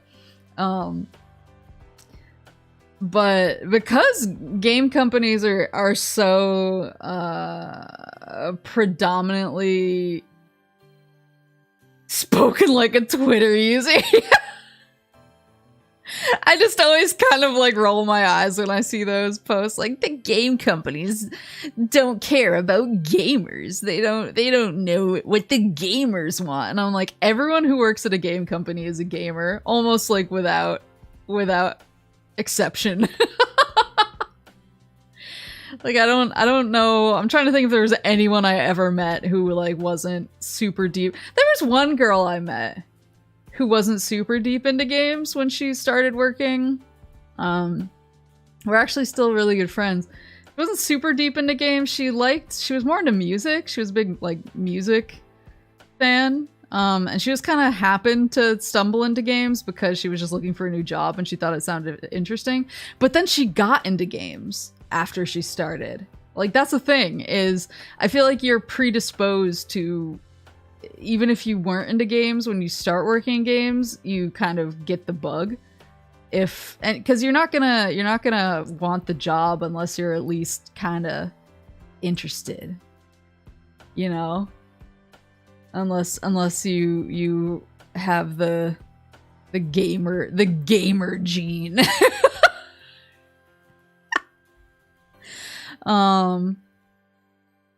But for the most part, like, everyone I knew was super into games. But that kind of becomes its own problem because you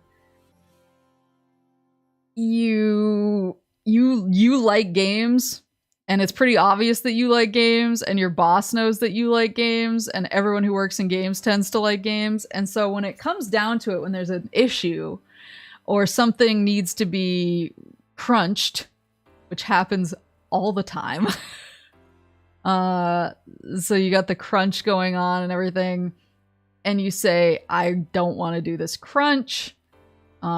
This isn't my fault that this wasn't planned correctly, or you moved up the deadline without asking us, or stuff like that. It becomes kind of a, well, don't you care about the game? Like, I thought you liked games, and you're just gonna go home and play games anyway, so why not, you know, stay here and put your time into this game? It becomes very toxic, and I think that's really, really common in games. It's super common. Like, every company does it. Those who own the companies and those doing the actual work. Yeah, that's kind of where I think a lot of the CEOs tend to be like older randos. A lot of dicks. Boy, sure wonder why most game devs get into game development. Must be for the money and employee retention. Yeah.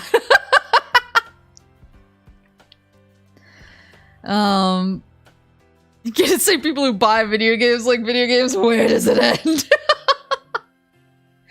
Yeah, so it just was like, and I'm very like, I'm secretly very sensitive, and so I kind of, and I've like told some of these stories, but I like would add some of my coworkers, especially not like like I would add my coworkers on like PSN and stuff like that, because sometimes we would play games on the weekend, or they would be like, oh, you play such and such, let's play together sometime, and we would add each other. And sometimes those coworkers were my superiors. And so then I would, you know, leave work at like 8 or 9 p.m. and I would go home and I would play a game, and they could see me playing on PlayStation, on PSN, and then the next day I would come in and they would be like, why didn't you stay late to work on such and such? I saw you on PSN last night playing whatever. And obviously, if they saw me on PSN, it means they were playing a game on PlayStation as well. It didn't occur to me at the time, but like, but stuff like that kind of winds up getting used against you. And it really sucks, especially if you like games a lot. And so, and sounds like a fast removal from PSN. Yeah, I did.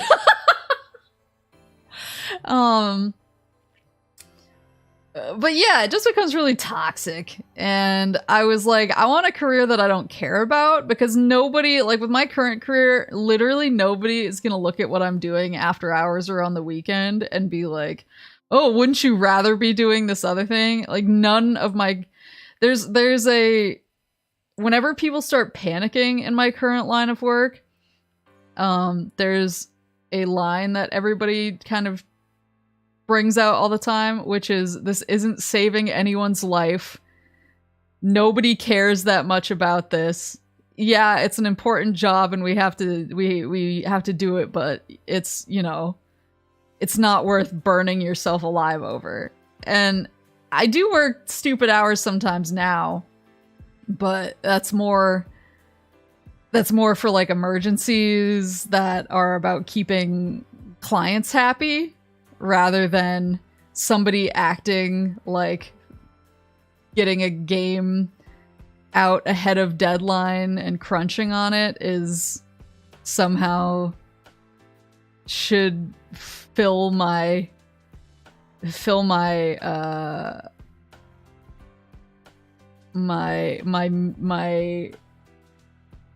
bar for leisure time, I guess. Like nobody in my current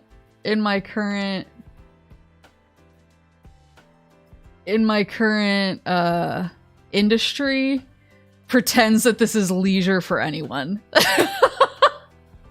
Everybody knows it's a job. Everybody treats it like a job. Nobody's under the insane self-illusion that it's fun or leisurely for anyone, and nobody treats it like it's going to be saving somebody's life.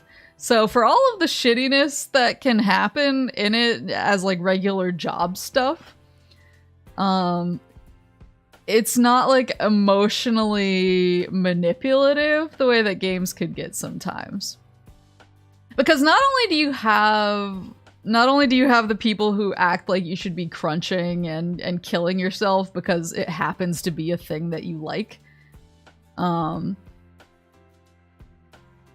Not only that, but sometimes in games you have the people who think that they are such big fans of either a genre or something about a game that they're working on, or the game, or like if it's a series and they come in the middle of it, they're a really big fan of the series.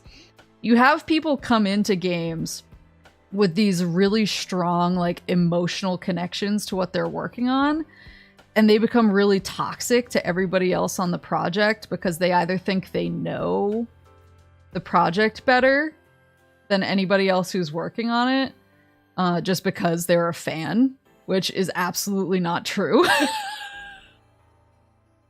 Because obviously like they have a skewed perspective of everything because they're a fan. Or they'd get really toxic and mean to other people on the project because they want control over this thing that they're a big fan of. And they're like, oh, well, because I'm such a huge fan and I played all the other games that this director has done, and I love such and such so much, then everybody should really listen to what I have to say about this. And because I'm a fan and every fan is like me, what I want is objectively what every other fan would want. And so you have to listen to me about what I say. And it gets really toxic really fast because it's not just your superiors who are acting like shit about this stuff. It's other people who manage to get jobs who also happen to be fans of stuff, and then they let that kind of drive them and make them act crazy. And so then you kind of have to deal with your YouTube game bloggers or your coworkers. So you kind of have to deal with that as well. That's why I always kind of cringe a little bit when I see people who are big fans of stuff, when I see them announce on Twitter like, oh, I've been such a big fan of such and such, and now I get to work on the next one. I always kind of cringe because I've worked with people like that, and more times than not, they tend to bring the project down because they're too close to it emotionally. And they, even if, like, I think consulting is one thing. Like, if you consult a fan on something, or you bring a fan in who's really well known for giving a lot to a community, and you bring them in as a consultant and ask them questions and take their feedback, I think that's one thing. And then I think having somebody like head up a project or be a coworker on a game, because games are not made by one person. And people forget that a lot. People always say, oh, like, it's a Kojima game. Well, yeah, like, he was obviously a big part of it, but there were a ton of people involved. But, like, these fans who get brought in lose that perspective on a lot of things and tend to try and just grab the steering wheel and say, fuck everybody else, even though, you know, they might only really understand one aspect of the thing that they're working on and ignore everything else because that's how they feel and what they know. Sitting too close to what you're working on can be a nightmare, as is dealing with coworkers who sit too close. Yeah.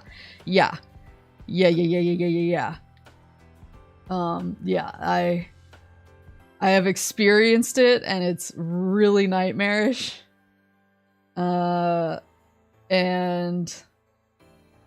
And so, yeah, it's just, like, not fun. Whereas sometimes my coworkers now, they can make mistakes that annoy me, or they can be, especially newer and younger coworkers who are afraid of getting in trouble for minor things. Like, nobody gets in trouble for super minor things at my job, but sometimes, especially if you have a coworker who's like younger and they're starting in their career and they mess up, they try and cover it up or shift blame around because they're afraid that they're going to get in trouble. And you kind of, and I'm sure that I was that way when I was really young, but you kind of learn when you've been around for a while that, you know, everybody makes mistakes, and if you own up to it, it's way better than trying to cover it up and shift the blame, because then you look responsible for owning up to it, you learn from your mistake and you don't make it again, and you don't piss anybody off by trying to spread blame around or anything like that. So I still have some of those things happen with younger coworkers. That's just kind of the nature of working with other people, but they never make decisions because they're so emotionally attached to what we're working on. And they never go ballistic over things like that. And honestly, it's so refreshing to not have anybody too emotionally invested in anything, you know? Like, having that healthy emotional distance from your work is super important. And so the fact that I have that now, and my coworkers also have that, even on my bad days with my job, I would never ever go back to games. Because it's so much better, because I don't care. Like, once I'm done, once I'm checked out on Friday, like, unless something really bad is happening, I'm checked out. I'm not thinking about work anymore until Monday morning. And that was not the case with games. Like, games, I was like always on, and I was thinking about it all weekend, and I was feeling guilty. I always feel guilty when I wasn't working, because I really took what, like, my boss and some of my coworkers said to heart. Like, well, you're playing games anyway, why not be working on one?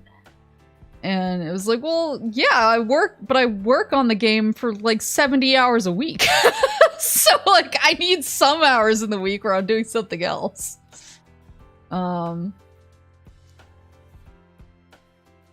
When everyone hates their job, that leaves less passion-based problems. Yeah, and that's the thing, is I don't even hate my job.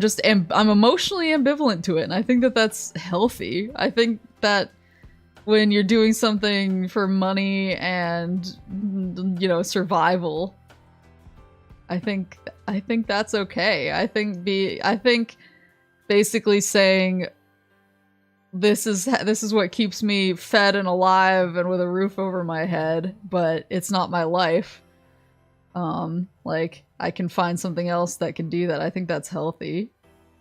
Whereas a lot of people I knew in games were like, if I don't get this specific term into the game, or I don't get this specific thing, I'm gonna throw a fit of such gargantuan proportions. I will go out and cry in my car until somebody comes and gets me, like that type of shit. And that's just emotionally exhausting to deal with in a workplace. Like, it just is tiring. One of the biggest offenders, actually,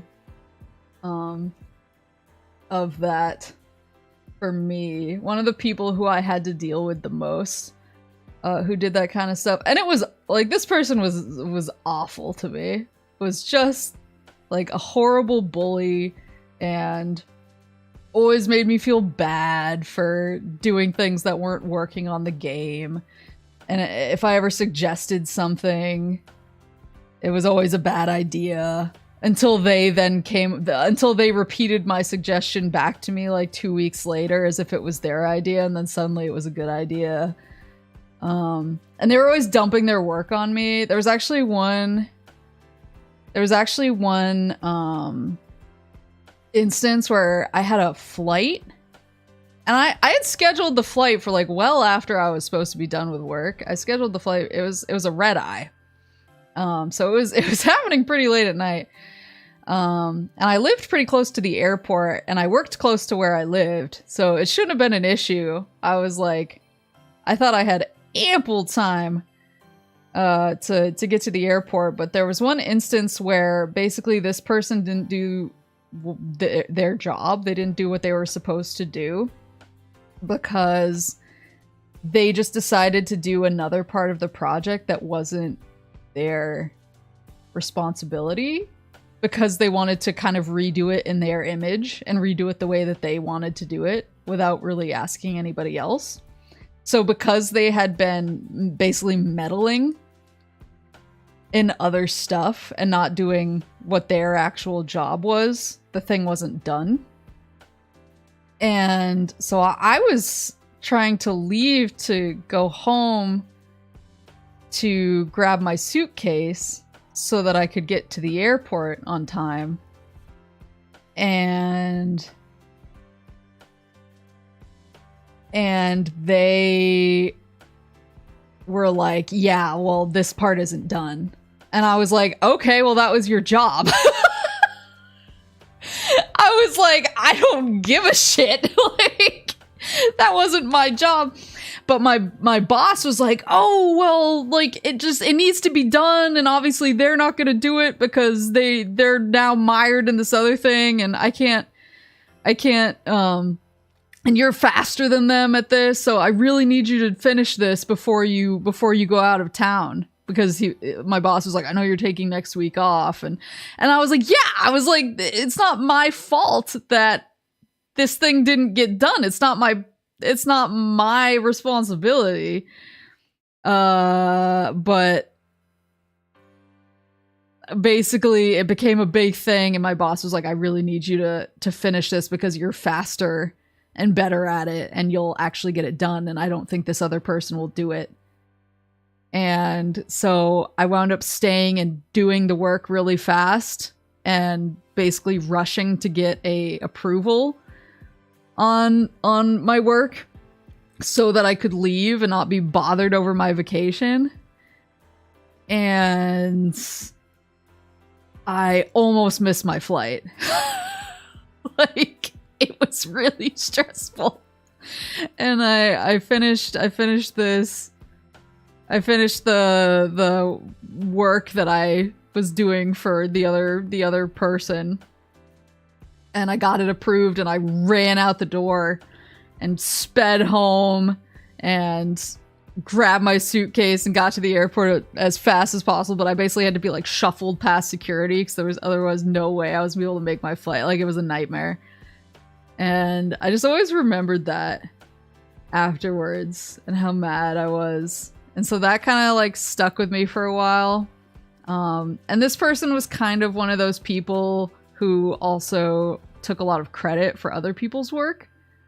Like, when both publicly and privately. So like when we would all work together and get something really cool done, they would basically take it and tweet it and be like, look at what I did. And everyone on Twitter would be like, oh my god, amazing. And my boss kind of fell victim to believing it as well because he wasn't super on top of knowing what was going on. And so they actually wound up getting a promotion. And I remember the day that they got the promotion, that was when I decided I was leaving games. And we actually all went on like a company retreat. We all went on like a big company retreat that day. And there's pictures, and in every picture I'm staring at the camera with the most, like, I'm smiling, but my eyes are just like I have a smile, like it's a fuck you smile. Like, I'm kind of like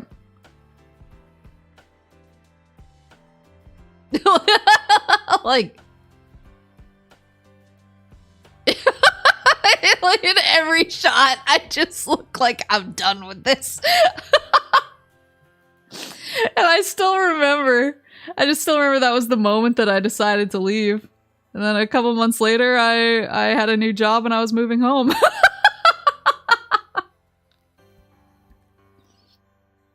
And then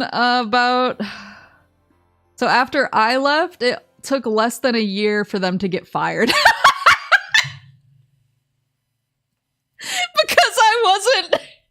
Because I wasn't less than a year after they got this promotion, they got fired because I wasn't there to hold them up and plug all of the holes that they made anymore. And kind of ironically, one thing that was really funny was they got fired, and I still remember the exact day that they got fired. Because I happened to take that day off work, and it wasn't really for anything in particular. This is at my new job, obviously. But I was at my new job, and it was getting like not like to the end of the year, but we were in the second half of the year, and I hadn't used any vacation days, and it just hadn't occurred to me because I was like, oh, I have a bunch of vacation days I need to use, so I just kind of threw a vacation day on a random day, and was like, I guess I'll take this day off. Like, I need to spend the vacation days, and maybe I can, you know, go out and do something fun, or I can do something dumb, like have a movie marathon. I can just do something stupid. And I just remember waking up that day and I was like, day off. Just a random day off. It's gonna be fun. I'm gonna have a great time. And then I opened up my phone and everyone was like, did you see that so-and-so got fired? And I was like, what? On my day off.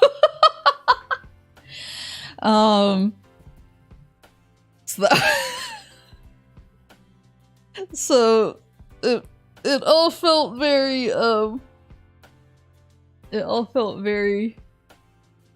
fortuitous for me. It was a great day. And I actually ran into my boss after that. Probably like, I don't know if it was a year later or 2 years later. I ran into my boss because I was at a game event as a spectator. I was basically like, oh, I want to go to this game thing and hang out and look at stuff and try some demos and have a good time. But my boss was there because my old company had a booth and was showcasing stuff, and I hadn't talked to him since I left because I had been kind of bitter. And he actually apologized to me like before, like right when I quit, he actually apologized to me. And he was like, I think I might have made a mistake. And I was like, I think you did too, but it's okay. I just kind of let it go because I was like, I don't want to like dwell on it, and I left. But then when I ran into him a couple years after I left and after that person had been fired, he was like, yeah, that was fucked up. I'm sorry. And he kind of indicated, he was like, yeah, I've learned. I was like, well, I'm glad for that at least. Like, I'm glad it didn't go the way it could have, which is like, oh, like they run the company now because they're a piece of shit. I feel like things really kind of, after I left, everything kind of fell into place, and it was like, oh, Maple was doing all the work. Whoops.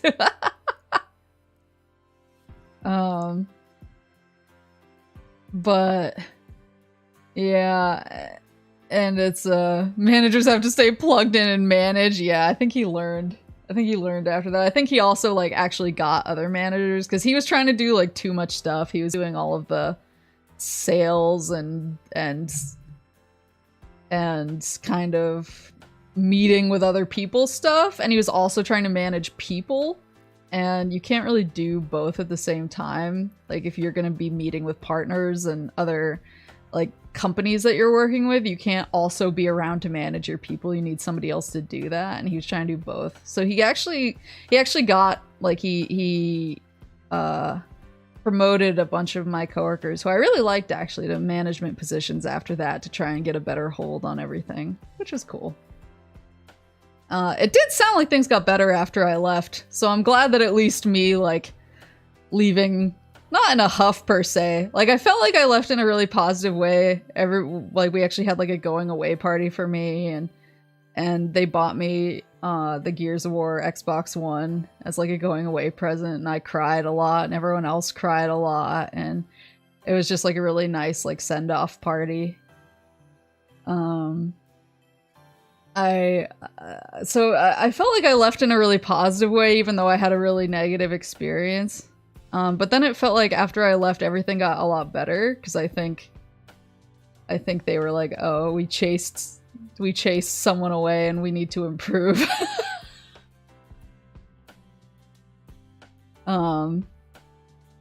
It's slime all the way up.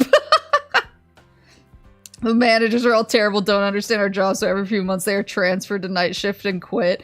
Yeah, I feel like that happens in a lot of places because people are just like, people don't understand what it takes to actually be a good manager, which is just listening to people and getting the fuck out of their way. Like, your job as a manager is to, like, give the people who you're managing the tools to do their job and then get the fuck out and let them do their job if you trust them at all. Love it when the person I have an issue with is the head of HR also. I have never been in that well, I guess my boss was the boss. He wasn't HR, but he was a superior to the people in HR, so that was kind of a problem, but I've luckily never, like, fought with anyone in HR. So I've been lucky on that front. But yeah, and it kind of turned into this big thing where, like, after they got fired for being a piece of shit, and, like, at that point, everyone kind of knew that they were a piece of shit. Because after I left, of course, I wasn't tanking most of when they wouldn't do their work and they would meddle in other people's work. You know, stuff couldn't fall on me anymore. It kind of got passed around to other people. It got spread out, and then everyone started having problems with them because I couldn't tank it. And then, of course, other people left because they were like, I don't want to deal with this. This sucks. But then a lot of those people actually stayed in games, and they went out to different game companies and kind of scattered throughout the industry. But then, of course, when this person got fired and they wanted a new job, you have a bunch of people scattered throughout the industry now who you've been horrible to. And so I guess that was kind of a thing where they would go and ask for recommendations, and people were basically like, no. Like, you were awful. Like, why would I'm not gonna give you a recommendation so that you can be awful at this new place with, you know, my name attached to you. I don't want to do that. So at least there was some karmic retribution there. I've actually seen, so after I left, they tried to keep in touch with me, and they were, because I think they realized in their heart of hearts that they had been shitty. And so they actually reached out to me to try and talk to me, not like in an apologetic way, but kind of in a, hey, I saw this thing you might like trying to be friendly. And I didn't respond and just blocked them on everything. Because I was like, you know what? I'm not being paid to tolerate you anymore. So I simply am not going to. So I just blocked them on everything and moved on. And was like, I'm just gonna forget you exist because I have other things going on now. And I actually heard, like, years later down the line that they had said some things to some of my my friends who had also who decided to leave. They had said some things that they were like, I'm really regretful of how I treated her because, like, after she left, I realized I wanted to be friends with her, and then I think she blocked me on everything. And I was like, oh no. It's crazy how that happens. But I've heard through the whenever they come up in sort of a what is that person doing now kind of context when I'm talking with my game friends and we're all like catching up on our lives and I'm like, what are you guys working on now? What are you doing? What's this? And then they inevitably come up like, oh, what's that person doing? And we talk about them. I guess they've kind of like tried to publicly cop to it because they do have like a Twitter following and stuff like that. I guess they've kind of come out on Twitter and been like, I think I might have been a huge piece of shit.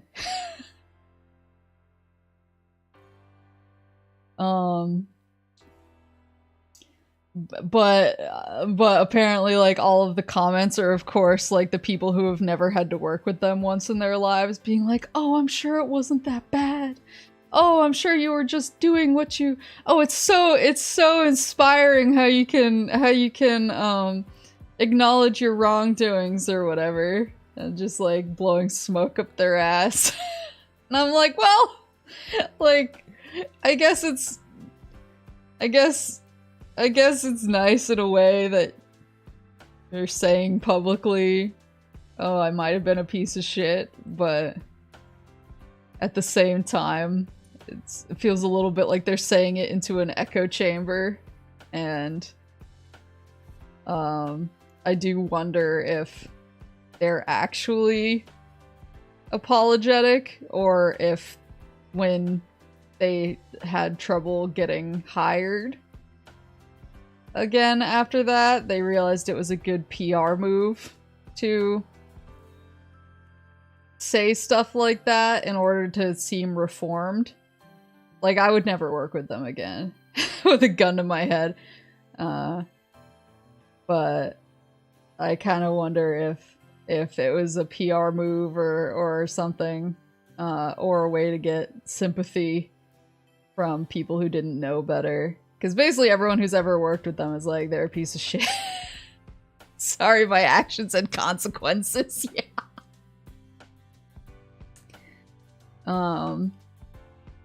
But I'm kind of, it sounds cruel, but I kind of hope that they never get like a full-time gig in games ever again, because I just think they did so much damage to, because we were all younger at the time. I think they did a lot of damage to like a lot of young new employees to the game industry, who either wound up leaving games entirely because this person sucked so much, or wound up kind of changing how they interact and how they express themselves. And there were a lot of like people who are still in games, but I know that they're a lot more careful and a lot more guarded about how they provide ideas and stuff to the team just because this person sucked so badly. So I'm like, yeah, I guess it's nice that they publicly tried to say I might have been bad, but I'm also like, I think the best thing you could do is find a new career. Not like continue to poison this well, where you've already done a lot of like lasting damage to a lot of people's careers, and I just wouldn't trust them, especially around younger team members that they could manipulate. I just wouldn't. I simply would not. But that's the thing, is there's like, that was my experience, and obviously the experience of a few other people that I knew with one person, but there's a ton of people like that in games. And it's, the root of all of it is, I'm a huge fan of this thing and therefore I know better than everyone else. And or I love games more than everyone else on the project, and so everyone has to listen to me. Like, that becomes such a theme of just your work. If you work at any decently sized company, you're going to have, and even smaller companies have those people too. And I'm sure it's like that in every industry, but because games have such this draw to the people who enjoy them, and there's so much passion tied up in people's love of games and how games are made, I think it's a much more common issue with people working in the game industry. So that's kind of why I left entirely. I mean, it was the hours too, and it was having my love of games kind of co-opted and manipulated to make me work stupid hours and do stupid things that really pushed me over the edge. But there was also this sense that I had where I was like, yeah, I want to leave this company because this person sucks ass and I hate them, but I was like, I'm pretty sure other companies will have this person. Like, they're gonna have a different name. But I was like, I feel like a lot of companies will have somebody who just thinks because they love something or because they love games that they know better than everyone else, and they won't listen to anybody. So it's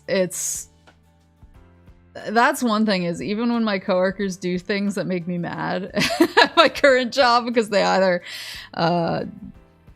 don't read they don't read like the entire email, or they're moving too fast because they're stressed out about something, like even in those situations, because it's not coming from a place of I know better because I love this thing so much, I can almost like accept it. It's easier to move on and not feel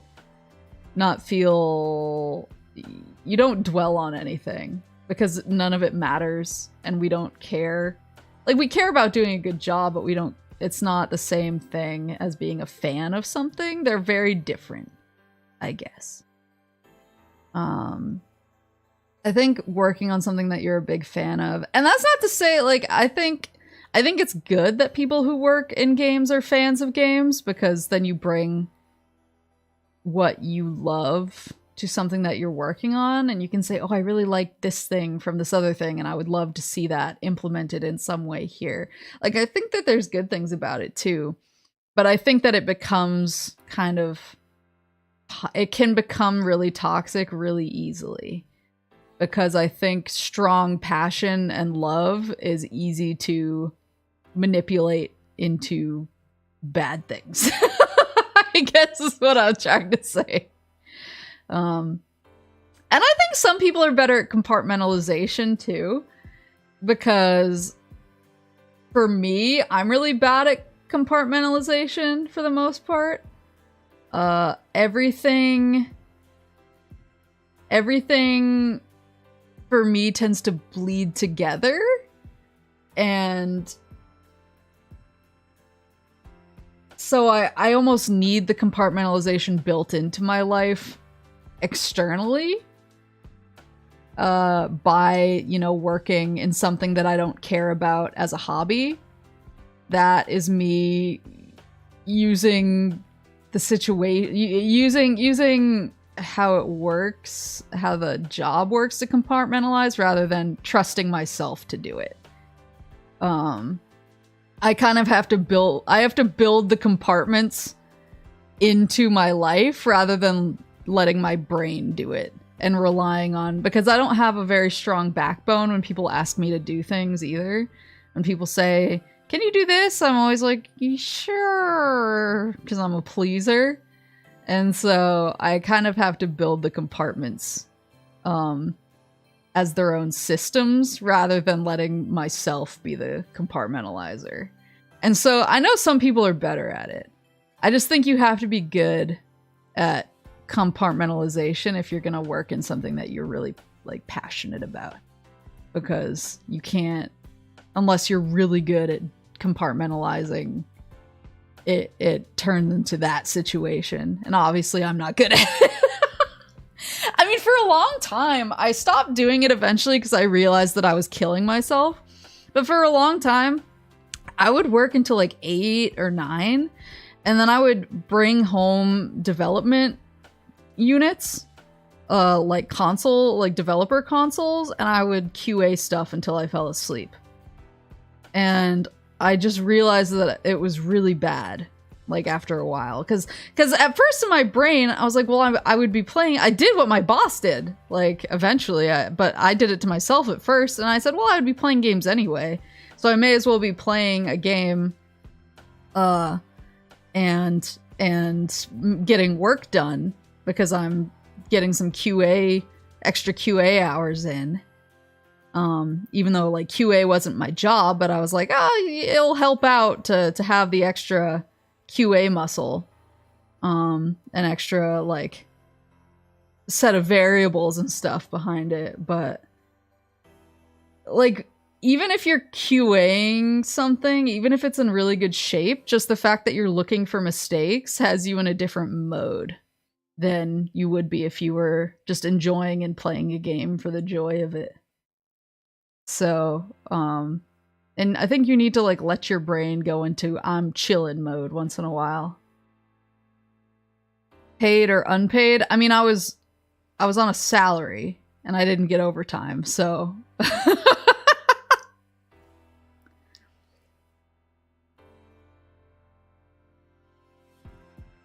I love helping, but when it comes to work, I don't let them have an inch. Yeah, I think that's a completely acceptable way to go about it. Every project I go, oh, this will be like a game or like a hobby, I learn to regret it very quickly. Yes.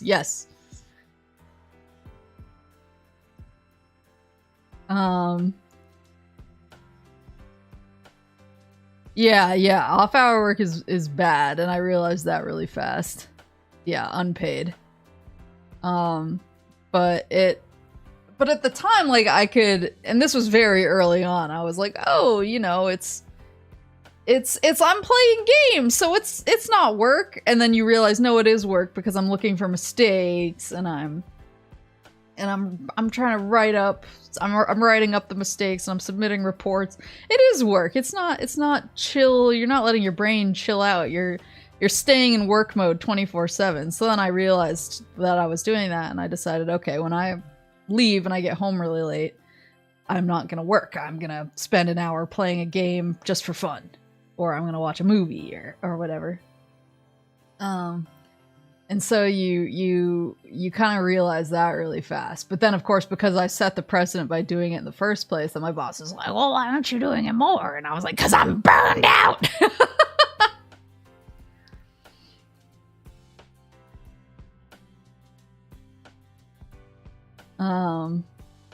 But yeah, so I don't know how I got running down that wild tangent, but speaking of watching movies, now that you're doing streaming, wouldn't that also sort of count as playing games as work? So that was something that I did really on purpose, where I was like, I never want to think of streaming as a job. Like, I don't approach it like a job. And I'm very particular about how I think about it. Like, I'm never... And it's like both positive and negative, I guess, depending on how you look at it, because I'm never really thinking... I'm never thinking about, oh, how am I gonna hustle and make this into something that can support me? I never have that mindset. I never have that hashtag grind set. And so I don't tend to make moves and do things that would probably be positive for like growth or whatever, I guess, because that's not how I'm approaching it. Because I know the second that I'm like, I want to do streaming as a job, like it'll kind of become toxic to me. And some people can do it just fine. Some people can do it just fine, but I can't. Bellhound, thank you for the 5 memberships. Oh my god, thank you.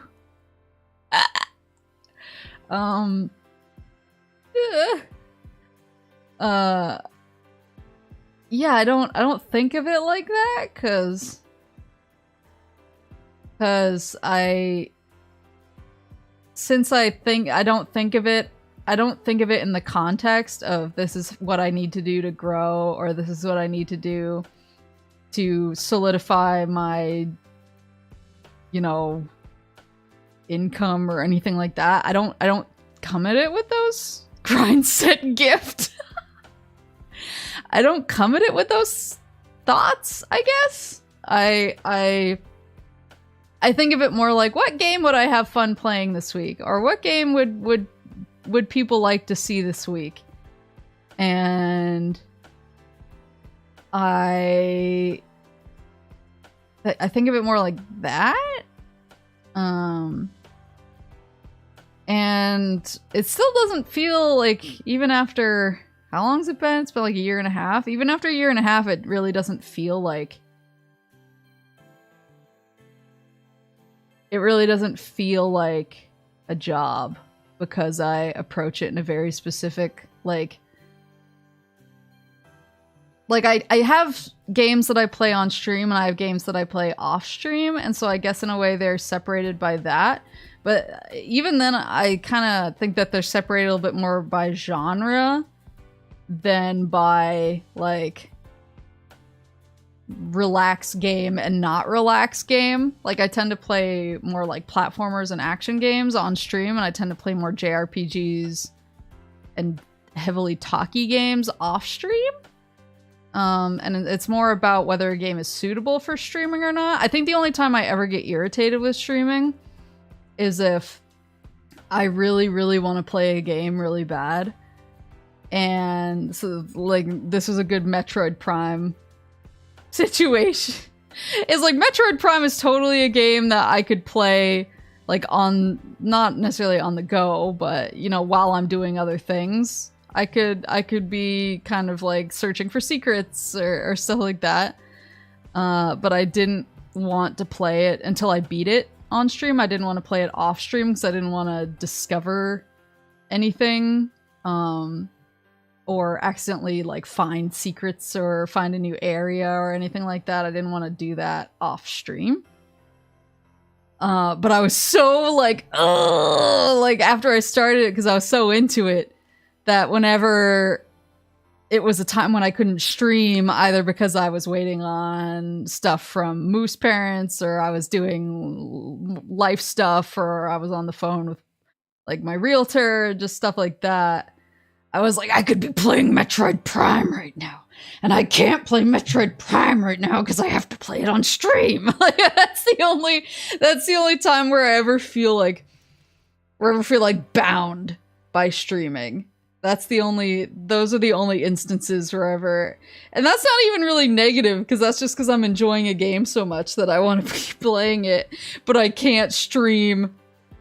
I can't stream because of like specific life circumstances. That's really the only times I ever feel like bound. Exposed electrical wires. Yeah, I support vandalism in that case.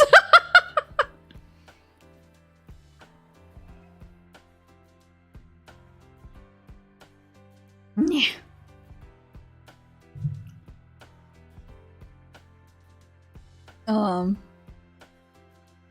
Then you restarted Prime right after the stream ended. Yeah, well, yeah, once I beat it, I was like, okay, like I've already beat it on stream, now I can play it when I'm doing other stuff that I can't stream during, like phone calls and stuff like that. So I was like, now I'm free.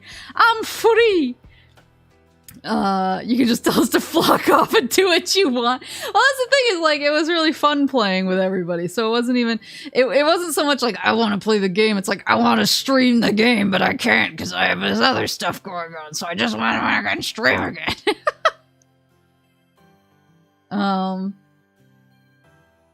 So that's the only time when I'm ever feeling like bound by streaming, but I like that I don't generally ever feel like it's something I have to do, and I don't, it's not mixed up in the feelings of like grinding or anything like that. It's more, I just get to kind of pick games and pick what I'm gonna do based on, I think this would be fun this week, or I'm in the mood for this week, or oh, people were really excited about seeing this. I've never played it. I want to see why they're all so excited.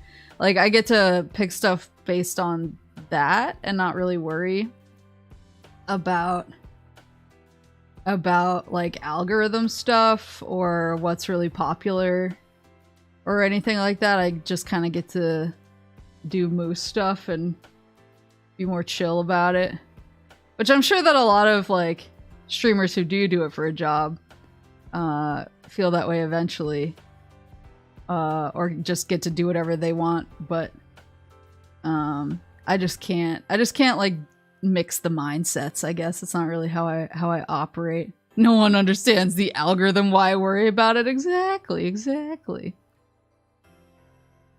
Maple screaming at space pirates on a work conference call. So I usually try not, when I'm on a conference call, I usually try not to like get distracted by stuff. That's the one time when I try and actually focus up and not fiddle with anything.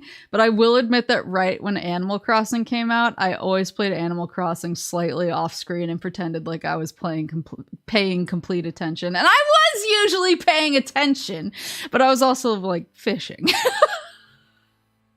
That's the only time I've ever done it at work. But it was because I really liked Animal Crossing. And because obviously, like, time is moving in real time in the game. It's like, oh, I really have to, you know, get in at this specific time because once the sun goes down, I won't see this bug or this fish or this guy will be in his house and I want to catch him when he's out doing this activity so I can give him a new catchphrase, like that sort of stuff. That's the only time. If you want to try any of the games I got you on Steam off stream. So that's another thing, is I've been trying to schedule like a Steam sampler day, and I've actually put it into a few schedules before now, and then before I put the schedule out, something else will come up. Either a game gets redeemed, or I have to like something has come up with like family stuff, and I've had to say, actually, I don't think I can stream on Saturday or Sunday, because I've been putting it on a Saturday or a Sunday, because that's, I think, the best day to kind of just sit down and run through a bunch of games without having to worry about the time too much. And so I've put a bunch of those in, and then they keep getting changed to other things or moved because I have something family related come up. And so I fully intend to actually do like a Steam sampler day. Maybe that'll be after I can finally do it after I get back from my trip. Life occurs. Yeah. Any chance of Satisfactory? I think I put that on my wish list. I was looking at it because somebody mentioned it and I thought it sounded really interesting. Have to sell my turnips.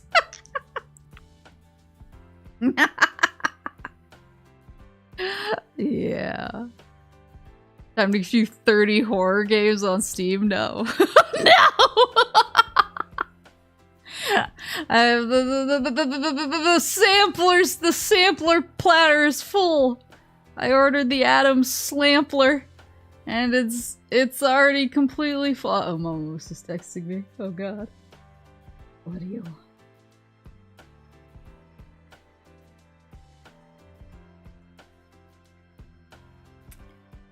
Trying to figure out a way to gaslight Moose to play a game that may cause her to jump out of her skin. Well, that was like me starting Soma. I was just like, this is my training arc, and then I kept screaming. I haven't played it in a little while because I was like, I need a break. But I can't do it! I can't take breaks! I have to keep I gotta push! I gotta push on these horror games until they don't affect me as much, so that I can actually play them and not die. I don't know, what's Pamali? I don't know what Pamali is. Finish Soma. Okay, I'll try. There is a new Fatal Frame. I think it's on sale right now, actually, because they have the Golden Week sales going on right now on a lot of like anime and Japanese games. They have the Golden Week sales going. So I noticed that the new Fatal Frame, is it Fatal Frame 4? Is on sale. And so I put it on my wish list and I'm thinking about it. But I was also like, I remember how the last Fatal Frame went. I felt like I was within an inch of my life by the end. Game I gave you on stream for New Year's New Moose is perfect for a Zatsudan stream. Isn't that a Insana Aquarium? That's on my list of that's on my Slampler list. I put that on the Slampler list. Oh yeah, Insane Aquarium, fish feeding strategy game, yeah. I have a Slampler list. My Slampler list, let me pull it up. Cause I have like an actual list.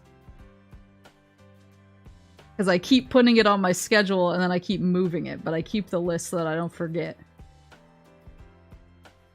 Baron Breakfast, Bloons, Xanadu next, Zwei, The Argus Adventure, A Short Hike,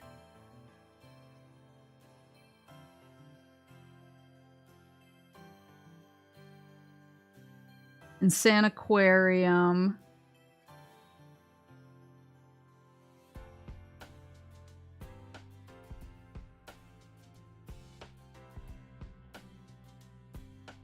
is the list. Checking to see if I missed anything. I don't think I did.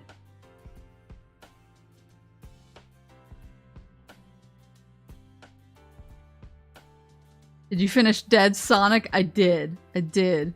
I had to get under my desk to do it, but I finished it.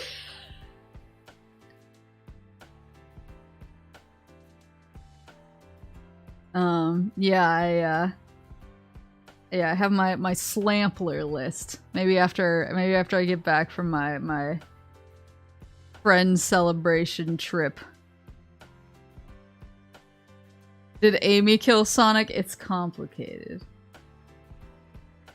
We found out who the killer was, but it was a complex situation.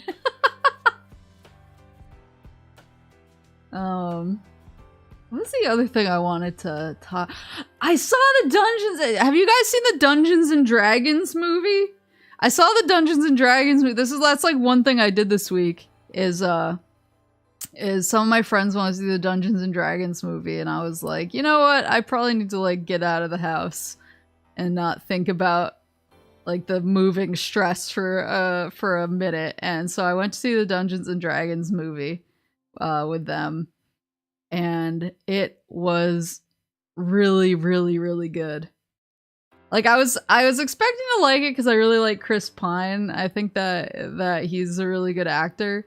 And a lot of the trailers looked really fun. But I liked it even more than I was expecting to. Because it was really funny and the humor was really good. But they also, just a lot of the stuff in the film, they were obviously really respectful of like the origins of D&D, but it was clearly written by people who love D&D, but who also, you know, can poke fun at D&D and tropes in D&D. It was simultaneously really respectful of D&D and also like poked fun at it. It was one of those.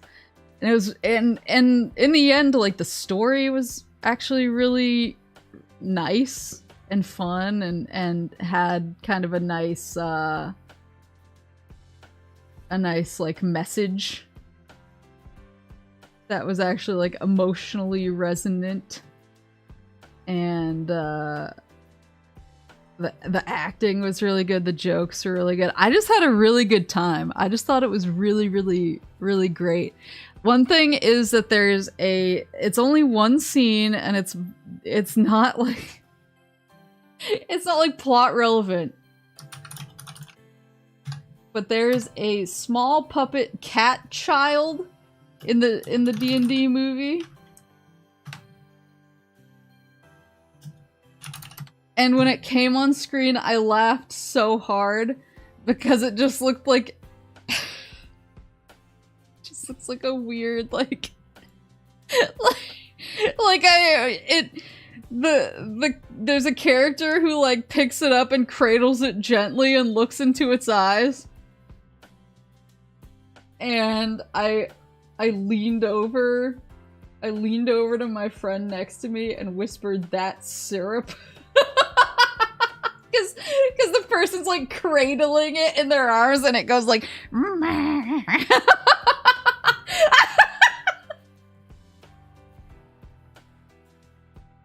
at this thing.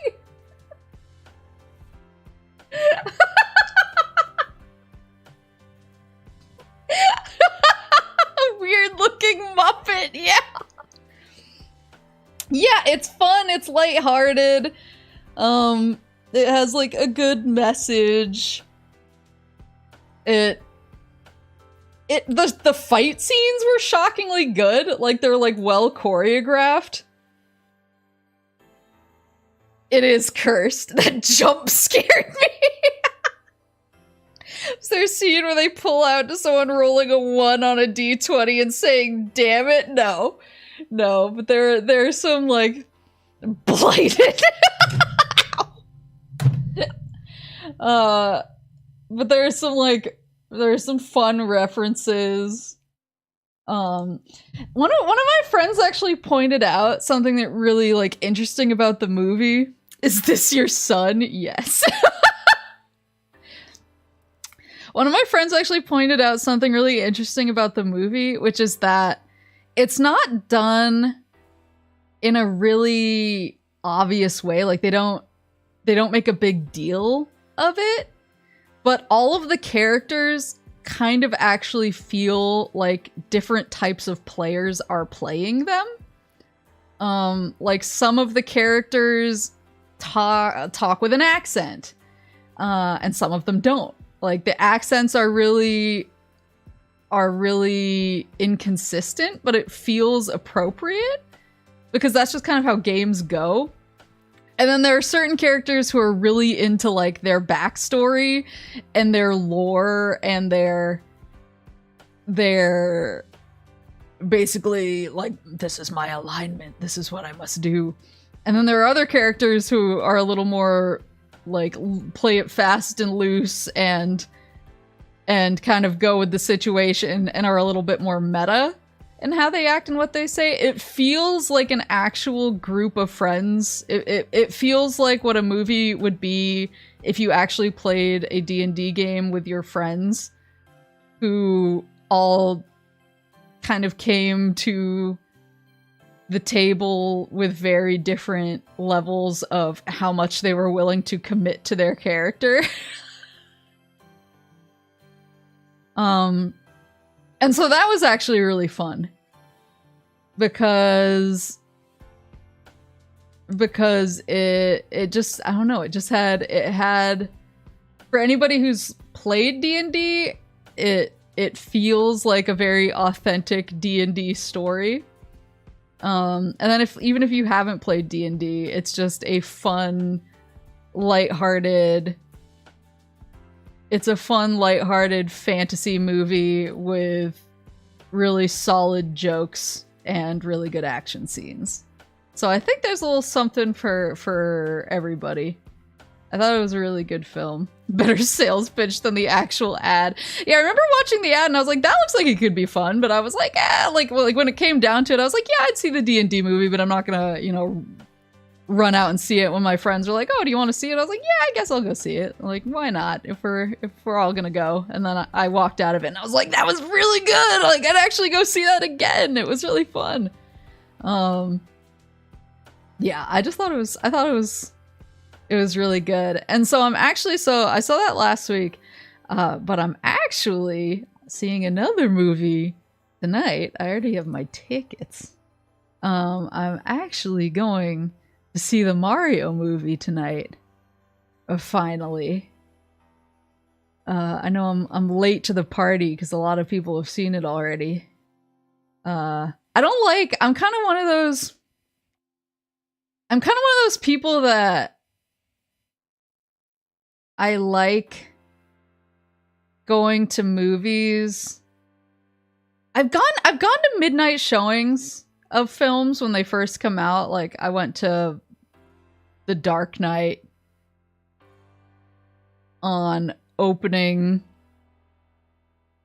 on opening night, and I've gone to like I went to the Harry Potter films like at their midnight showings, and like I've done the whole midnight showing thing before.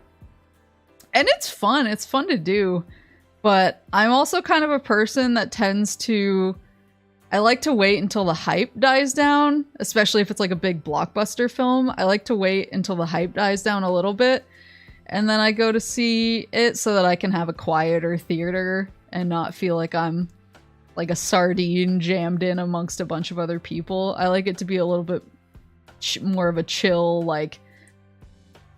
less chance for there to be a bunch of really loud people or loud kids. I did go to the Sonic 2 movie pretty close to open.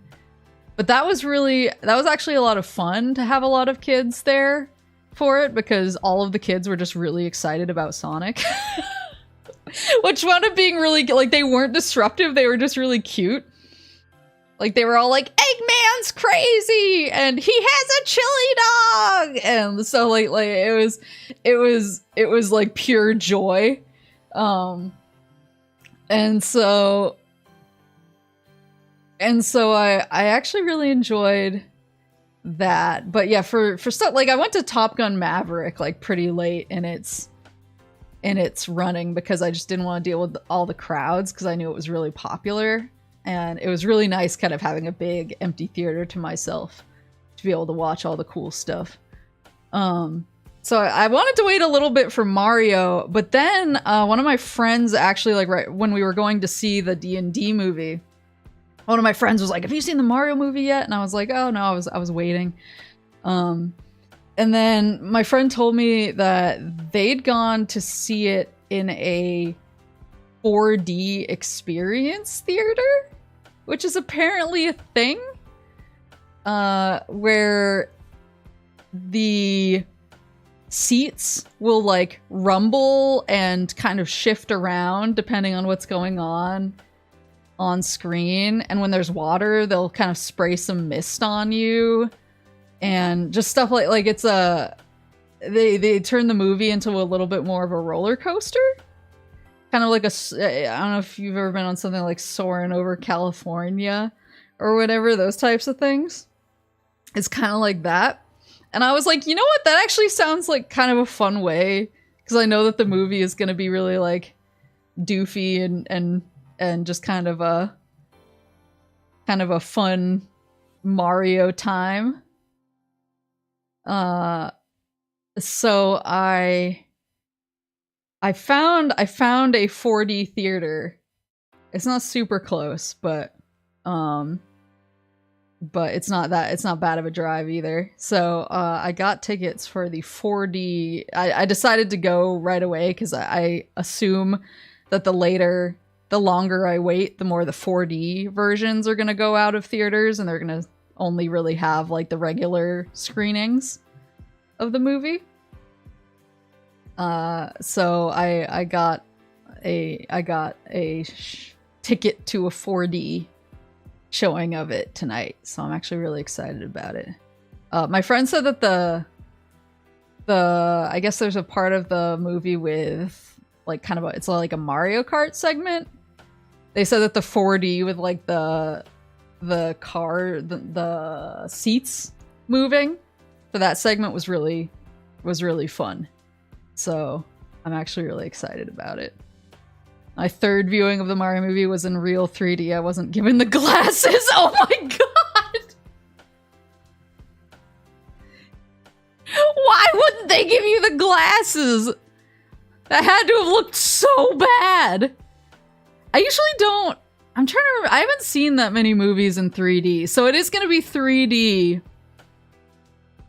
It's going to be 3D, so I'll have to have the glasses on, and then like the seats will move and I'll get sprayed with water and stuff, but I think I've only really seen... I saw Mad Max in 3D, but not my first showing. The first time I saw Mad Max Fury Road was normal, and I think the second time, I think they did like a re-release that in 3D like a year later, maybe more. And then I went and I saw that in 3D. And then I saw Toy Story 3 in 3D, I think. Maybe I saw Avatar in 3D, because I remember at the time everyone was like, this is what 3D was for. And I was like, I suppose I should go see that. That was like the original Avatar. I haven't seen Avatar 2. But I think those are the only films I've ever watched in 3D. I really haven't seen that many.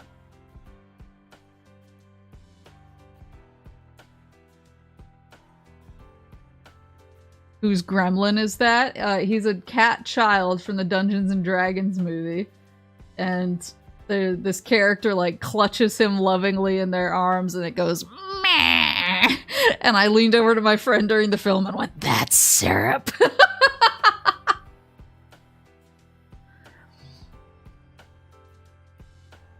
It was. Everything was a blur. Oh no. Yeah. Yeah, I'm not that used to 3D movies, so I hope it doesn't give me a headache or anything like that, but I'm just excited for like the chairs to swivel and to get the full impact of the Mario movie. So I'm really excited. I'm really excited about my Mario movie showing tonight. There's other movies in theaters that I want to see. And this is so weird because I'm such a horror movie enthusiast, but sometimes I like watching horror movies in the comfort of my own home more than I like it in the theaters. And it's not just because it feels like safer. Like, I don't find horror movies in theaters any scarier than I find them when I'm on my couch. But sometimes the audience of horror movies in theaters can be a little intense.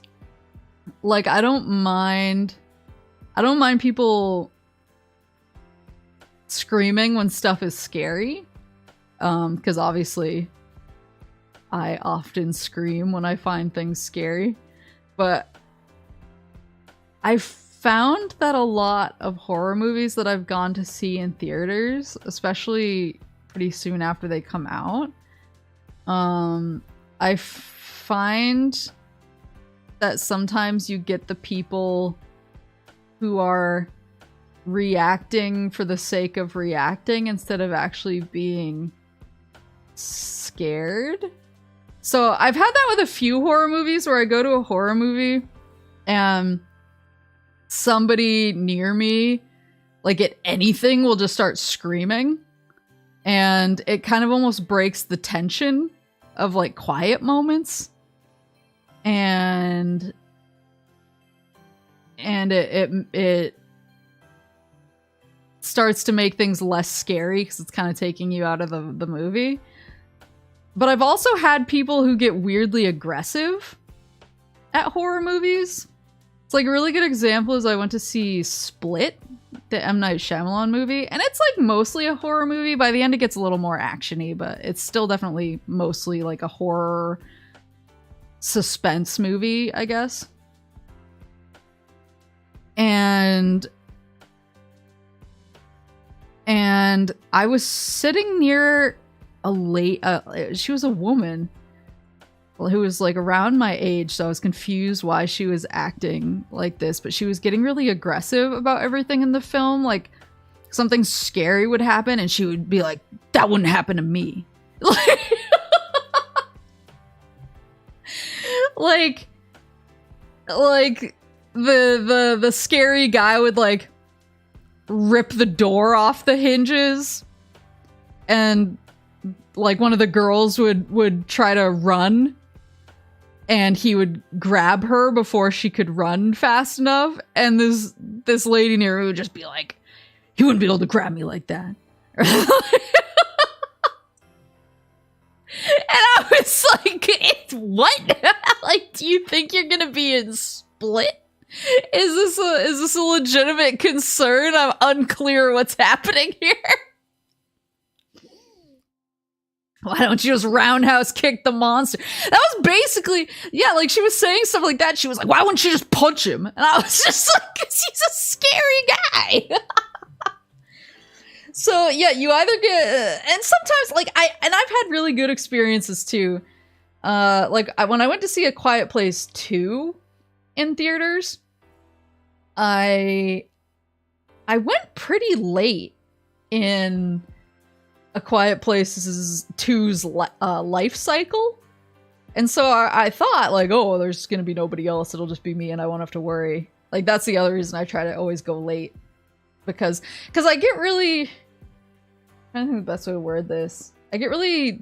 I mean, I obviously get distracted easily. That much is obvious. But... I have kind of, like... I don't want to say, like, processing issues, but it's a little bit processing issues. When it comes to, like... distracting noises. So if I'm watching a movie and then somebody near me starts talking, even if they're not super loud, I suddenly can't really hear the movie that well. Or if somebody like starts crunching really, really loud, I suddenly can't really hear the movie, even if the movie's still really loud and I should just be able to ignore the thing near me. It's almost like the signals in my ears to my brain get messed up and I just can't really like hear what's going on. It's like it turns into kind of more of like audio static for me instead of being able to hear like two separate noises. They kind of all blend into one noise. And it's like, yeah, it's really hard for me to focus on the movie. And so if it's a horror movie where audio cues are really important, that it gets like really bad. Because I really can't like... I really can't focus and get in the mood and get scared. Because my brain is just kind of like, psh, like as far as what I'm hearing goes, I guess. It's hard to it's really hard to describe. I think unless it happens to you, it's hard to like I've heard other people describe it too. So it's like it's the only reason I know how like kind of how to describe it, but it's weird. So it makes the going to the movies kind of annoying for me sometimes because I never really know what I'm walking into. And that's why I like to go so late in the movie life cycles so that I can reduce the chance that I'm gonna have somebody who's making a lot of noise or talking or being loud so that I can actually like hear and focus on the movie. And so going to the movies is always kind of a gamble for me, and I do like doing it because I like movies a lot. But I tend to be one of those people who's like, I'll wait for it to go on streaming because that way I can kind of control my environment. But with A Quiet Place 2, I really wanted to see it in theaters. So I waited until really late into its movie life cycle to watch it, with the hopes that I would get a mostly empty theater, especially for a film like that, because the silence in those films is so much a part of the film, like the quietness. But I got there, and this was like one of the last weekends it was showing. I got there, and the theater was completely full. And I was like, shit! I was like, there is no way with a movie this quiet that this whole ass audience is gonna be able to behave.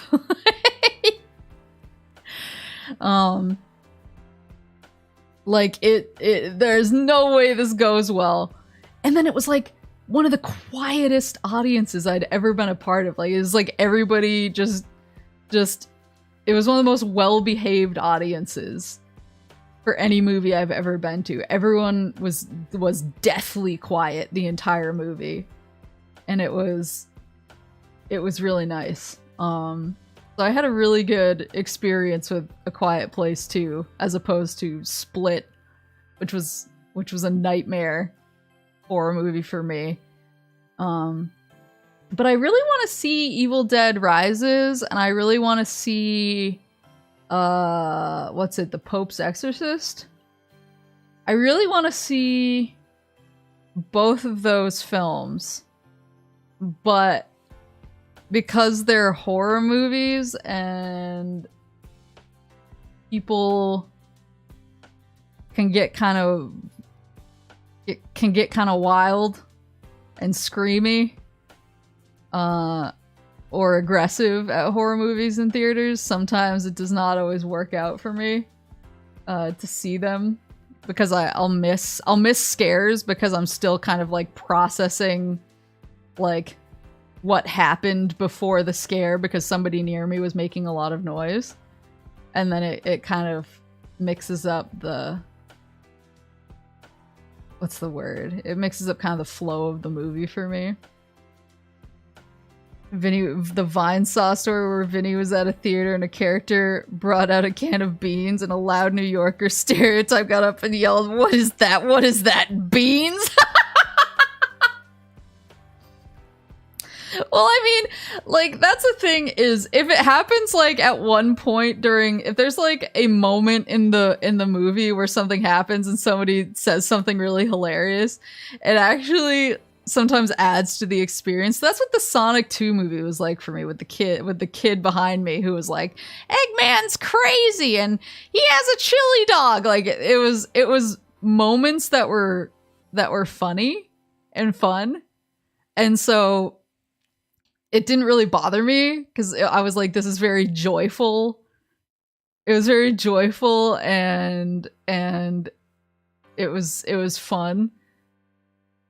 And I've had like other experiences, like if something happens in a movie and it's like kind of funny but not that funny, and somebody just bursts out laughing really hard, I always think that's really funny. like there's not all noise bothers me. It's more when stuff is like kind of continuous is when it starts to really like take me out of the movie and I can't focus as well. So if somebody is like talking the whole time, or if somebody keeps screaming at like quiet stuff or during different things, then that's what starts really like making it so that my brain can't focus and I have a hard time like almost hearing what's going on in the film. But if it's like a couple of exclamations here and there, it's not, it doesn't bother me. It's the sustained stuff, I think. That, because I remember I was a teenager and it was one of the Harry Potter movies came out. It's the one where during a scene transition they have like the Whomping Willow outside and it has all the leaves on the Whomping Willow, and then all of a sudden like all the leaves just fall off at once. It just goes like thwump. And like it's supposed to be comical, but it's supposed to be more of a lighthearted kind of like, oh, hee hee. Like, it's not like a laugh out loud moment. But I was at the movie with a few of my friends, and the leaves all fell off the Whomping Willow at the same time, and some guy in the theater just went, "Oh ho ho, oh ho ho ho ho." It was like the most like clown-like laughing. It was like, ho ho ho ho ho.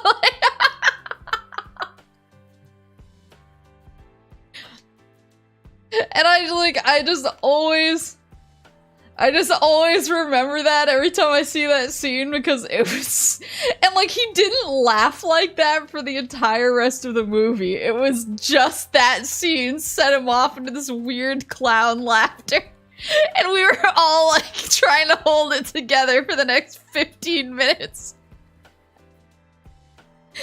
And so like that stuff can be funny and can kind of become like part of the movie for you after. It can be part of like the fun movie experience. Mickey Mouse got R&R time. Yeah, it was definitely Mickey Mouse, like, ho ho, ho ho, hey guys, ho ho. Mickey Dayo. I just always remember we were all like, what the fuck was that? I also remember the first time I saw Terminator 3, which is not a good film, but has kind of an interesting ending. legally distinct Mikoi the mouse dayo. Mickey dayo. Yeah, when I saw Terminator 3 in theaters, there was a really drunk guy. It was like, so my not so much my mom, but my dad has some of the same like issues with like crowds and also being able to like focus on and hear the movie when other stuff is going on as I do. And so he was kind of the one that started, like, I was always like, oh, let's go to this movie that just came out. And he was like, no, we are waiting a month when it is about to leave theaters, and then we will go so that people won't be there. He kind of started that for me.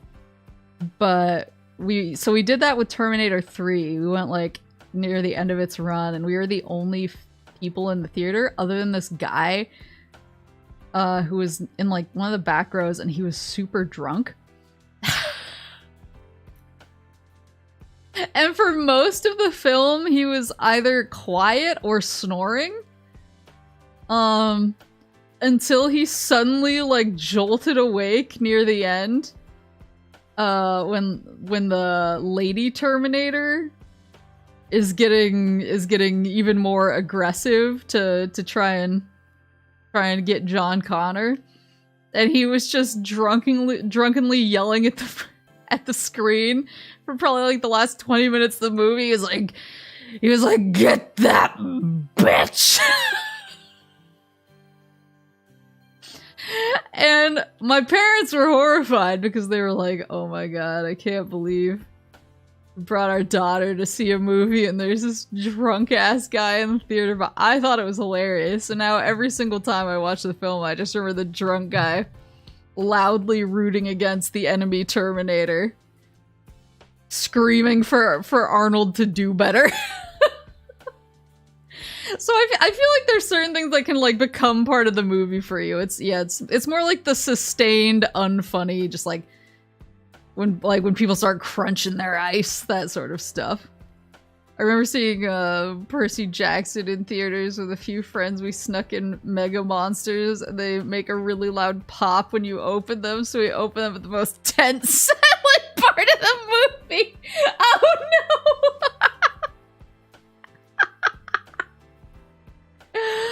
Oh god. Yeah, I don't think I've ever... There was only one time I've ever, not been disruptive, but like said something during a film, which was, I went to see Stay Alive, which is a horror movie. I forgot what year it came out. It's a horror movie about a video game. And basically you die in the game, you die for real. A bunch of people play a haunted video game. It looks like shit even for the year it came out, and they're all like, these graphics are so realistic. They were not. And it has Frankie Muniz. It has the guy who eventually went on to be in Westworld. I forget his name, but I really like him. It had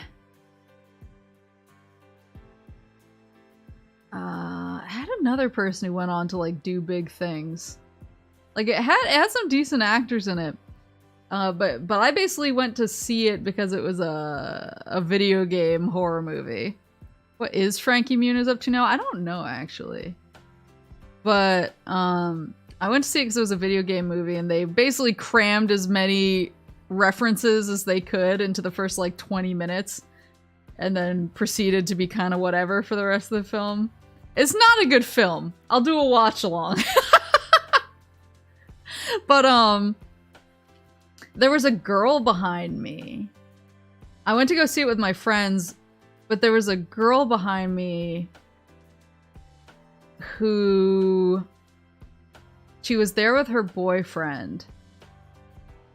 And I think she was trying to play up how scared she was, because the movie had a few decent scare moments, but overall it was not really scary, even by people who are easily scared standards.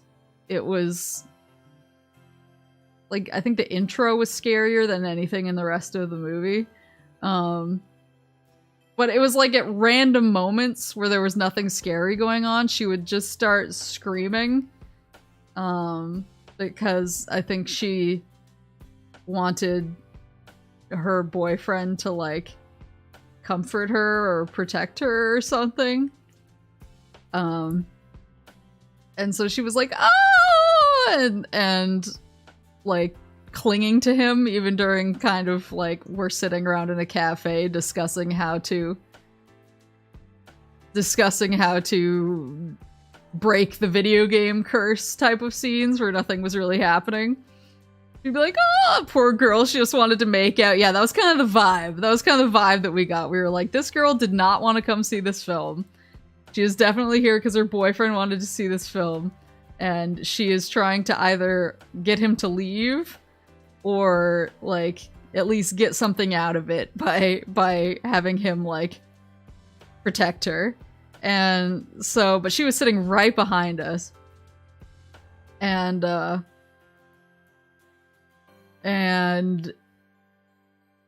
she was just, in every scene, and it was finally getting to the point where it was just overtaking the entire film. Like, nobody could hear. Anyone who was sitting near her couldn't hear anything because she was just constantly, like, randomly wailing.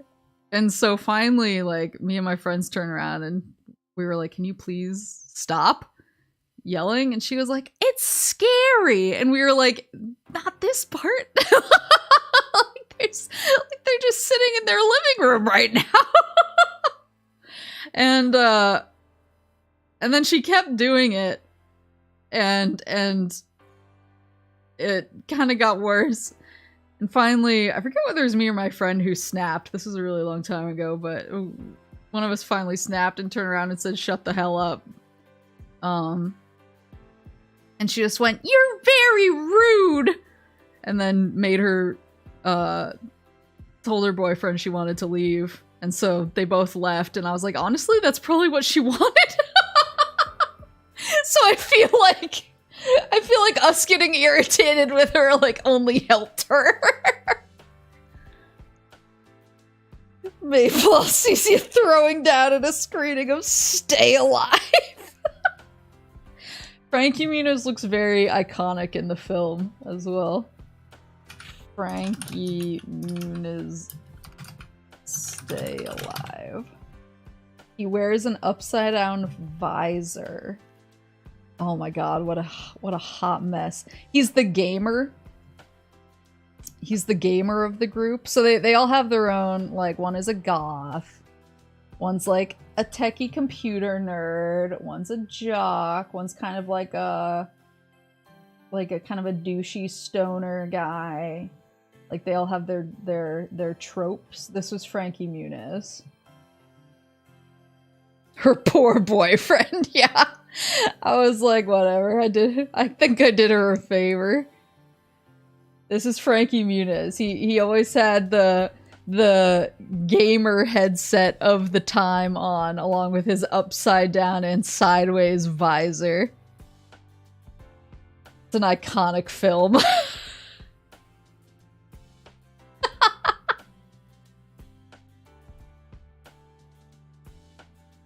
And he was the one who was like, dear God. Oh my god, and the, just found the movie poster, actually.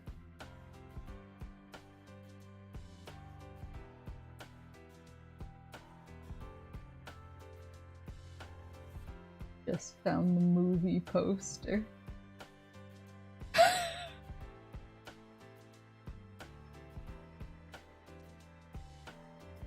You die in the game, you die for real.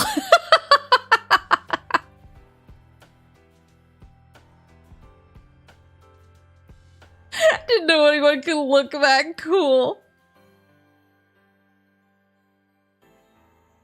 Look at Frankie Muniz's face in the poster too. He's just like, ugh. Let me move the cat down a little so you can still get the full effect. try superimposing Frankie Muniz' face onto the cat.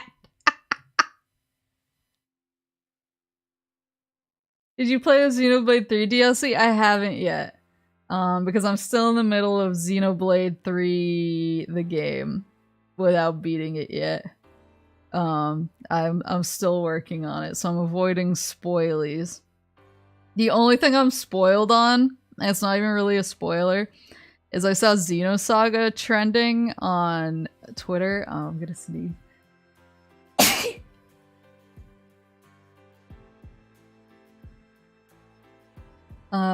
I saw Xenosaga trending on Twitter, and I freaked out because I thought that they finally were teasing an HD collection of Xenosaga, so I got really excited. And I clicked on it. I didn't see any spoilers, but luckily, but I did see a lot of people freaking out about the Xenoblade 3 DLC. And they were like, oh my god, like, I'm getting big Xenosaga vibes or something like that. And I immediately clicked out because I was like, I don't want to see any spoilers. But now I'm even more excited to play it because I love Xenosaga.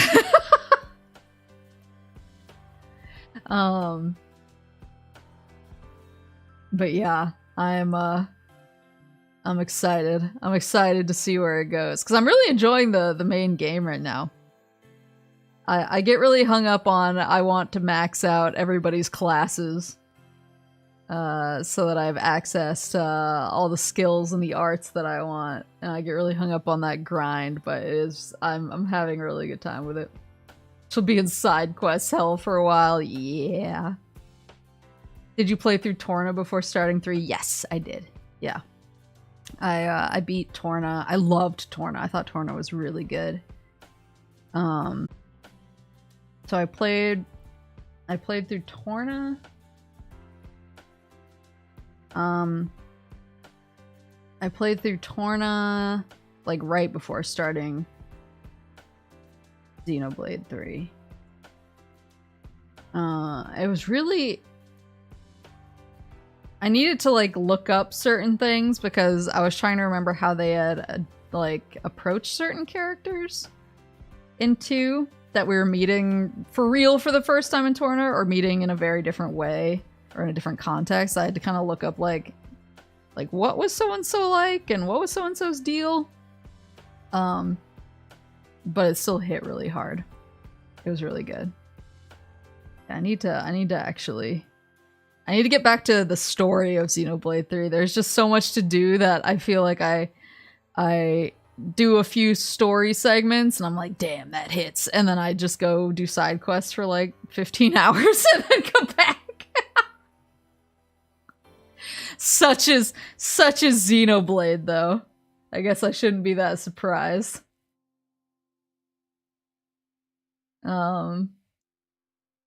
Yeah, I hope I can. Everyone seems so excited about the Xenoblade 3 DLC that I hope I can join the hype train soon. Oops, all side quests.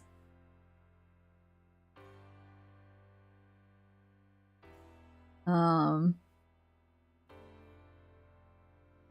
yeah, I'm pretty jazzed. I'm pretty jazzed about it. I just have too many JRPGs to try and get through, because I'm in Xenoblade 3 now. Obviously, we talked about Persona 5 earlier. I started Tales of Arise a long time ago and just haven't continued it, even though I really want to. I got near the Replicant remaster. I haven't played it yet, even though I really want to.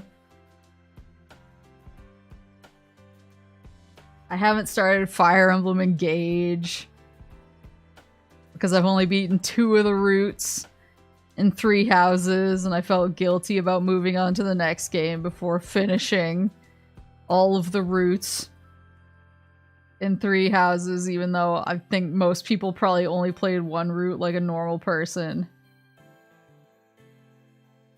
Yeah, I try to mix in action games too. I try and it kind of happens naturally because I feel like I feel like my game interests kind of come in waves. So I'll get like really into a JRPG for a while and then I'll just crave like an FPS or an action game and then I get really into that for a while. And then I'll crave a JRPG again and then other things in between too, obviously, like more like story focused games or a Western RPG or something. So I'm pretty good at mixing it up as far as my game genre selection. Guilty to who? I don't know. Some vague amorphous video game being. I just feel guilty because I'm like, oh, I have all these games I really want to play and I'm not playing them and oh, they're sitting there waiting to be played and I haven't played them. Maybe I'm guilty. Maybe I'm guilty to myself.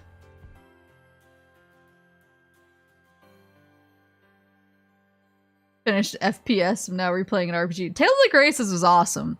It was so weird because I actually played through Tales of Graces. Enjoyed it, but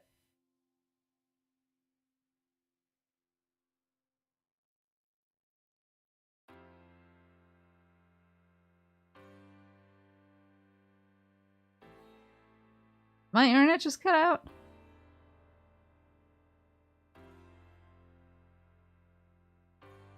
Sorry, I thought my internet just cut out for a second there. Oh dear.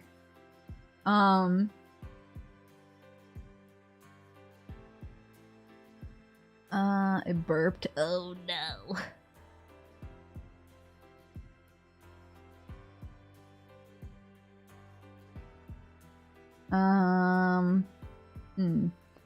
But yeah, I played through Graces and I really liked it. Well, I thought it was fine. I wouldn't even say I really liked it. I was just like, yeah, that was good. That was a fine game. I had a good time. But then I decided to replay it for Platinum. I did New Game Plus because I wanted to get the Platinum trophy for it. And somehow my second run through, I really liked it. Like, I don't know what the difference was. It was just there was something about like already kind of knowing some of the context of what was going on and the direction that some of the characters would take that actually made it almost better. Like, I don't know, more enjoyable for me. So my second time through, I actually really loved it a lot. And I think it took me, I think because the battle system is so much different than some of the Tales games around it, like Vesperia and Exilia, because it's from the Destiny team. I think that too, I needed kind of 2 playthroughs to really understand what the battle system was doing and how to enjoy it and maneuver it to its fullest. So I really liked Graces, but it really took me 2 playthroughs to really like completely click with it. I don't think I've had that with another Tales game. Most other Tales games I've been like, this is great my first time through, and my second time through I'm like, yeah, this is great, but I already get it. But that one was like, my second playthrough just hit really hard for some reason. But I don't know, I just really liked it. It was just really fun. Yeah, it's one of the longer Platinums, I feel like, especially because of the title grinding. The title grinding and the way that you, like, how some of the upgrades work, I feel like is really is the most time-consuming part of it. but it's very satisfying somehow. Yeah, I guess I was gonna say I need to jump into another JRPG, but I am in Xenoblade. It just doesn't feel like it because I've just been grinding a lot and not actually pushing. I have this love-hate relationship with Tales games. Love some of them. Vesperia, Abyss, Innocent Symphonia. Some of the games in the franchise are the worst JRPGs I've ever played. Hearts are, Symphonia too. Yeah, I think Tales games have a pretty varying quality. Like Vesperia is one of my favorite games, like ever. I really love Vesperia. I love Abyss. I love Symphonia. I love Exilia. I love Berseria. I have never finished Hearts R because I find it kind of whatever.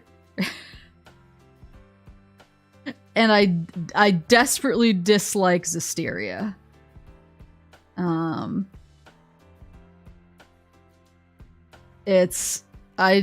Zestiria really irritated me because I didn't like a lot of the mechanics. I just thought there was too much going on mechanically that didn't gel together super well. Like, it felt like they had a lot of ideas and they wanted to implement all of them, but they didn't the puzzle pieces didn't always fit together in a way that felt good to play versus feeling like something that you have to overcome to play well. But then of course I thought the story was a hot mess. I feel like a lot of people feel that way about Zestiria, which is, I know that there was a lot of like internal strife, I think, with the narrative design, because I know that there was a lot of last minute changes and also kind of tension about which characters got focus and who were the main characters, and so I know that there was a lot going on with that.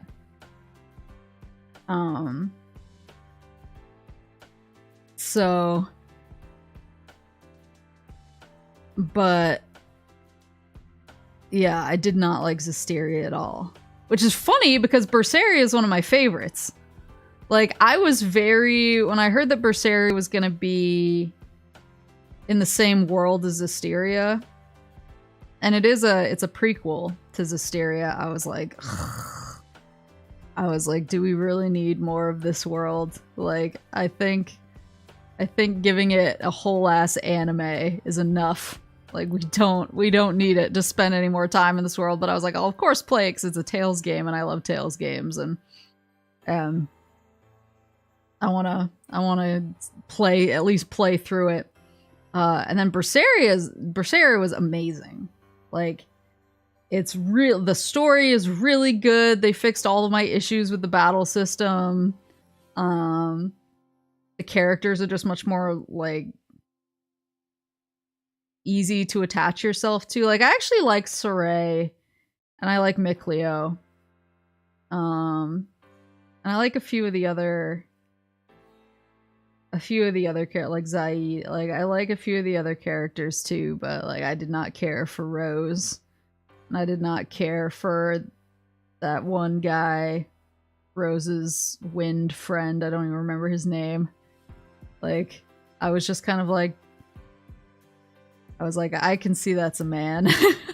Laphicet is my son. Yeah, so that's the thing, is Berseria, like, every character I got really attached to, which is how I feel about most Tales games. I feel like most Tales games, they succeed the most when, even if you don't like all of the characters immediately, you become attached to them by the end. And there can be like one or two characters in the party where you're like, they're fine, but like, I feel like for the most part, Tales is such a character focused game that you just really want to, the end goal is I love all of these dumbasses and I want to protect them. And that was not how I felt at the end of Zestiria. Berseria, yes. Berseria, I love. Laphicet, I love Velvet. I love Rokuro. I love all of them. And like I said, the battle system just felt a lot cleaner. Like they weren't trying to jam as much into it. So I really like Berseria. And I know that I'll really like Arise when I finally play it. I just need to sit down and play it. But yeah, I feel like Tales is really weird because you have all of these really amazing games and then kind of stuck in between them you have some real stinkers for one reason or another. And then I feel like there's also ones that are just like different and have a bad rap because they're so different. But I actually can't really speak to it. So like Tales of Legendia, I've actually never played because everyone hated it when it came out, or at least like everyone who I talked to was like, it's not as good as Symphonia, and why would they do this? And I've heard like more in recent years, more Legendia defenders. Defenders. I've heard a lot of people say no, it's actually good. I think the other reason that people didn't like Legendia is that you kind of had to beat the game, and then you had to basically beat all of the characters had their own endings, like to their individual stories. And so when you beat the game, you weren't really beating the game. You kind of beat the game and then you have to go through each of the characters' individual stories to really get like the final conclusion of what happened. And so I don't think people liked that as a format. I think they had a problem with that too. But I've actually never played through Legendia myself just because I was so put off by people saying that they didn't like it.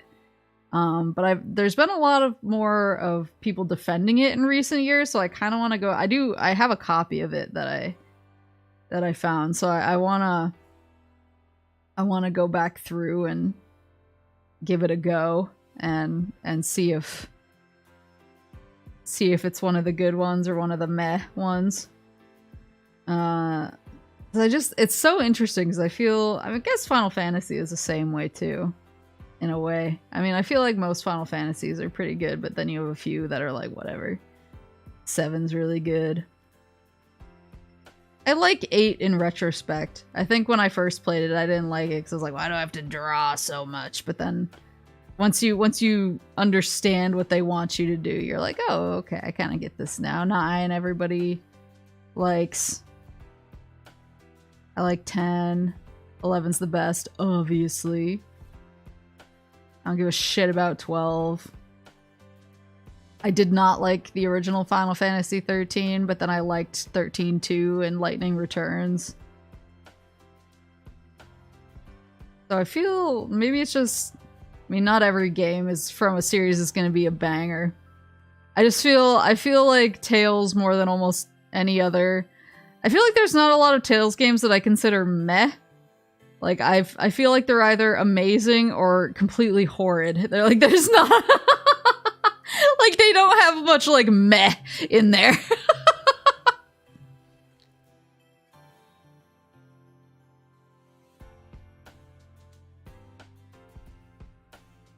The first half is neat? Okay, interesting. Playing 11 right now on a private server. Are you playing on Eden? I haven't played on Eden. I still play on retail. I play Final Fantasy 11 retail. I kind of come in waves because whenever I get time, I start playing it more, and then when I get busy, I don't play it. So I haven't been playing it recently, but I do try and get a bunch done whenever I do play. Horizon is the fancy new one. Oh, interesting. When I first got back to it, everyone was trying to get me to join Eden, and I kind of wanted to, but then I was like, oh, like I already have so much stuff I want to accomplish on retail and I don't want to split my time between the two, so I just kept going on my retail account that I've had since 2003 or whatever it was. Any plans to play more Final Fantasy XI on stream? I'd like to. I'd like to. I think it's hard because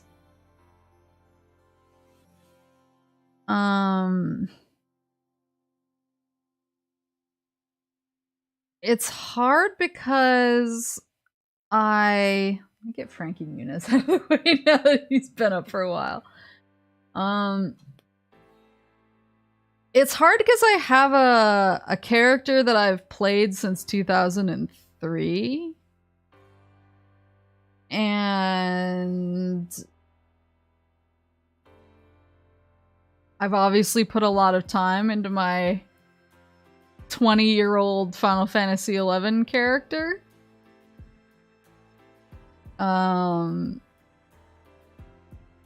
And so like I played that character through obviously when it was just Zillart and then Chains of Promathia, and Ergen. Like those are all like I played right when they came out, and I had like a static that I worked through all the story content with, and so I have a lot of like emotional connections to that character. But then in more recent years, when it's been a little bit more solo friendly with trusts and everything getting a little bit reworked, I still play with that character, and I'm just kind of accomplishing goals that I wouldn't have been able to accomplish in how the game was when I was most active through like the 2000s.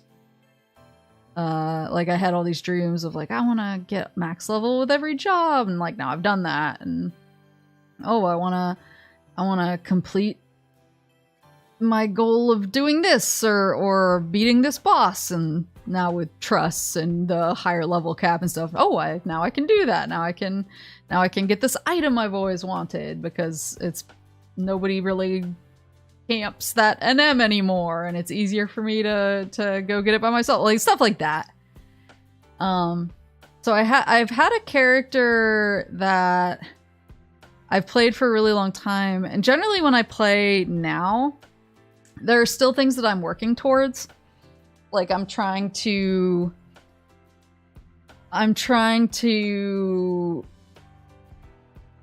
really push doing more like Records of Eminence stuff to be able to get my numbers up to be able to do some of the later quests in that. And I have been trying to do things like Void Watch and just kind of like I have basically a list of goals that I want to achieve. I've been like hunting blue mage spells. And that's what I tend to do when I play, is basically trying to achieve my long-standing goals.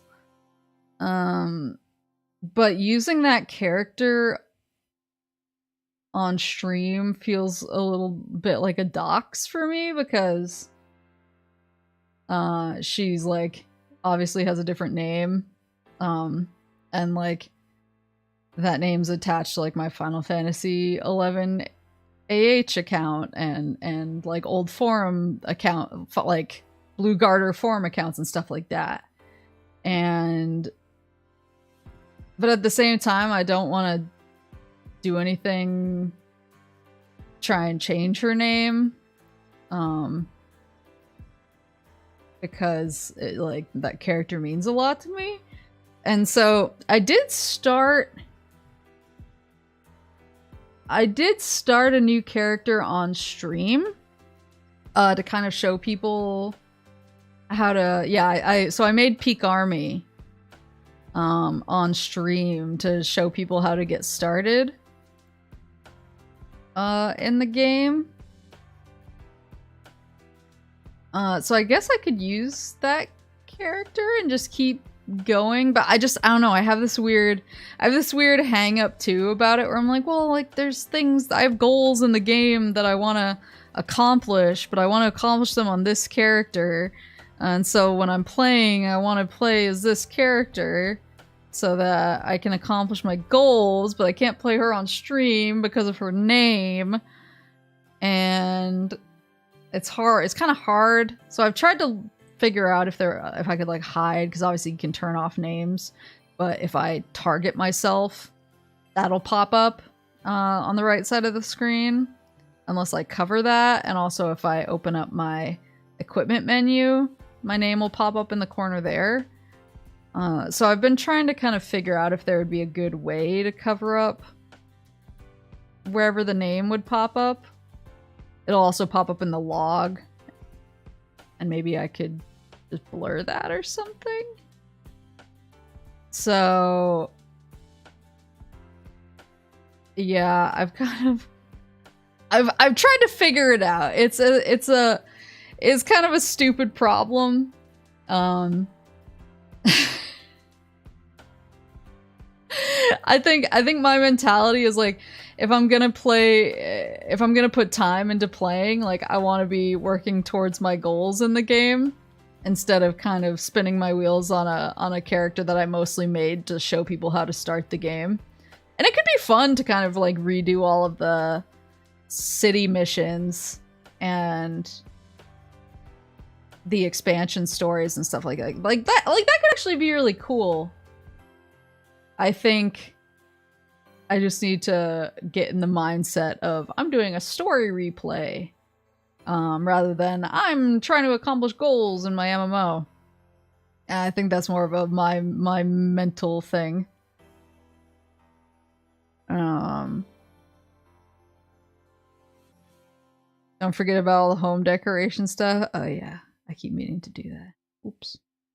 I have not gotten new furniture.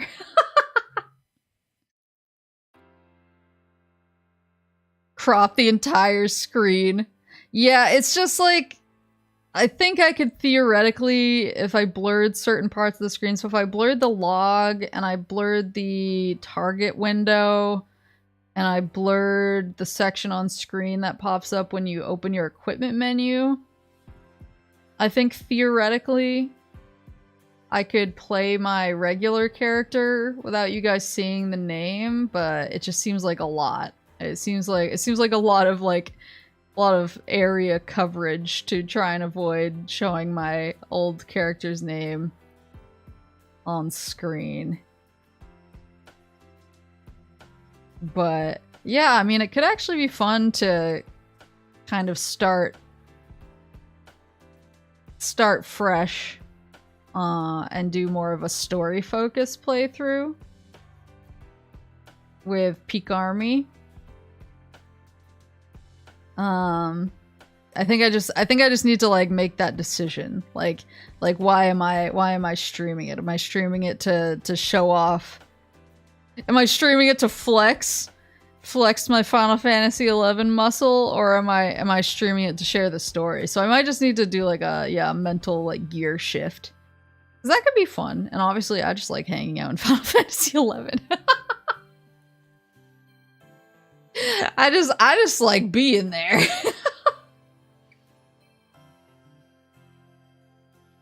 Oh yeah, I want the Hobbit glam.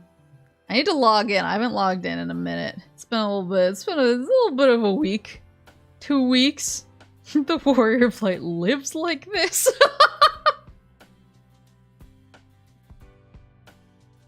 But if you don't show the screen, we use our imagination to fill in the blanks.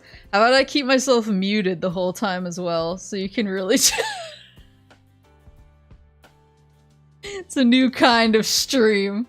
What if I just stream a black screen with no audio? And you can make your own interpretations.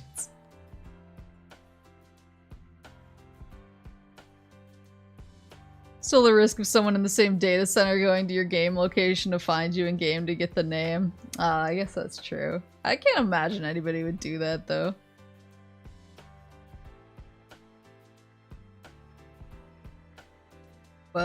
but point definitely taken. Yeah, it might be good to do story stuff.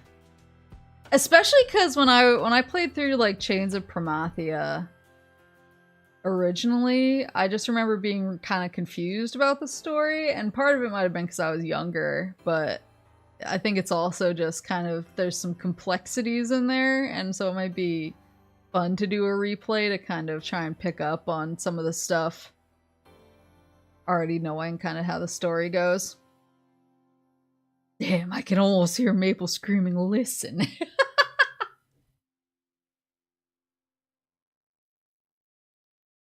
Yeah. No, Final Fantasy 14 is, or 11, Final Fantasy 11, sorry. It has a really good story. I feel like it got overlooked both because of WoW coming out, and now I feel like it's hard. Because Final Fantasy 14 has a lot of obvious quality of life improvements. Like you technically can do glamours in 11, but they are not nearly as easy to apply or as what's the word? They're not as intuitive, I guess. They're a little more annoying to implement, and I feel like that's a big thing that people like in 14. And also 14 obviously has like voice acting and a bigger player base and just a lot of time-saving stuff that 11 still doesn't really have. But I feel like the story was still really, really good. And I feel like it's just kind of trapped in what people think of as like, oh, this is old and out of date, and so I don't care anymore. But I wish 11 would get its day, and I wish 11 would get its remake. Final Fantasy 17 come through. Please. They're making you pay out of your nose for more inventory space in Final Fantasy 11. Yeah, I saw the new Mog wardrobes. I saw the new Mog wardrobes and I was like, oh no. Especially because my inventory is always bursting.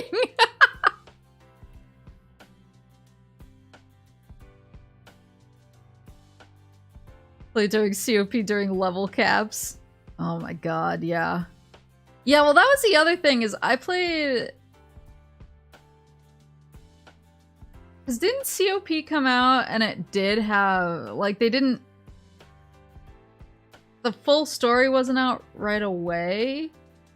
It was... I can't remember because it was so long ago, but I think you could only get to, like, certain missions, and then you had to wait for the next update, and then when the next update dropped there was more story. I mean, they do that now with 14, but I feel like when the expansion drops you can get through the whole expansion to basically the credits rolling, and then they keep adding story that's kind of connecting to the new upcoming expansion after that. But with 11, I think like the full Promathia story wasn't out when the expansion came out. The expansion gave access to some new areas and the first maybe 3 chapters? Yeah, they had staggered releases. So that's kind of what messed with me, because I had a link shell. I had a link shell that was pretty good about getting us all through the story, and I had a static within the link shell specifically for story stuff. And so and luckily lucky for me, during the original COP release, I was originally, and I still consider it my main job, I was a white mage. And so I usually got a lot of invites to stuff just for being a white mage. But specifically for COP, I also had Summoner leveled. I had Summoner at like 50, I think. when COP came out. And Summoner was a really big deal for clearing the Promathia, the Promethean rather. Chain of memories. Summoner was a really big deal. Was a really big deal for clearing the Promethean fights. And so luckily, and I was really the only person with Summoner leveled in my Link Shell. And so I got invited to a lot of story stuff just because people wanted me for my 2-hour. And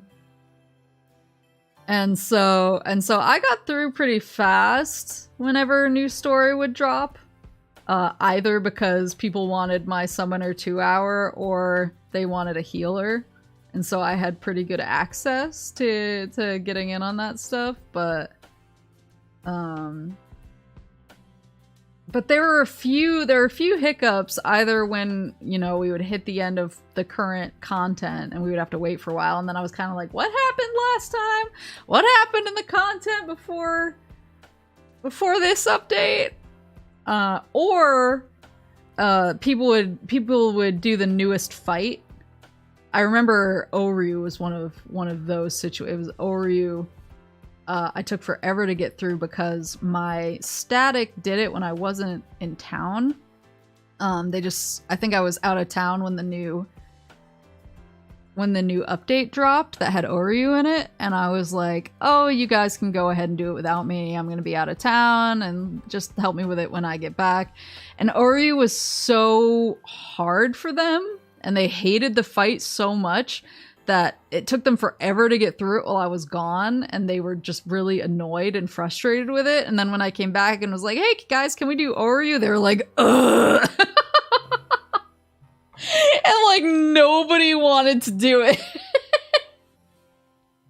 And so I kind of had to wait for them to I kind of had to wait for them to almost, I don't know, recover from their initial Oryu experience. I remember mammoths were like that as well.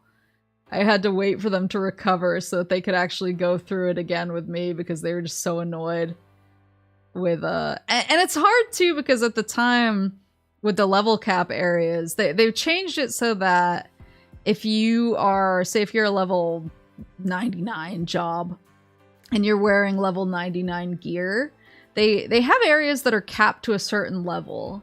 So they have like let's say level 30 capped areas. So when you go into it, you're a level 30 of whatever job you are. And you can only use abilities and spells that up to level 30 characters of your job would have. And your stats are whatever it would be at level 30.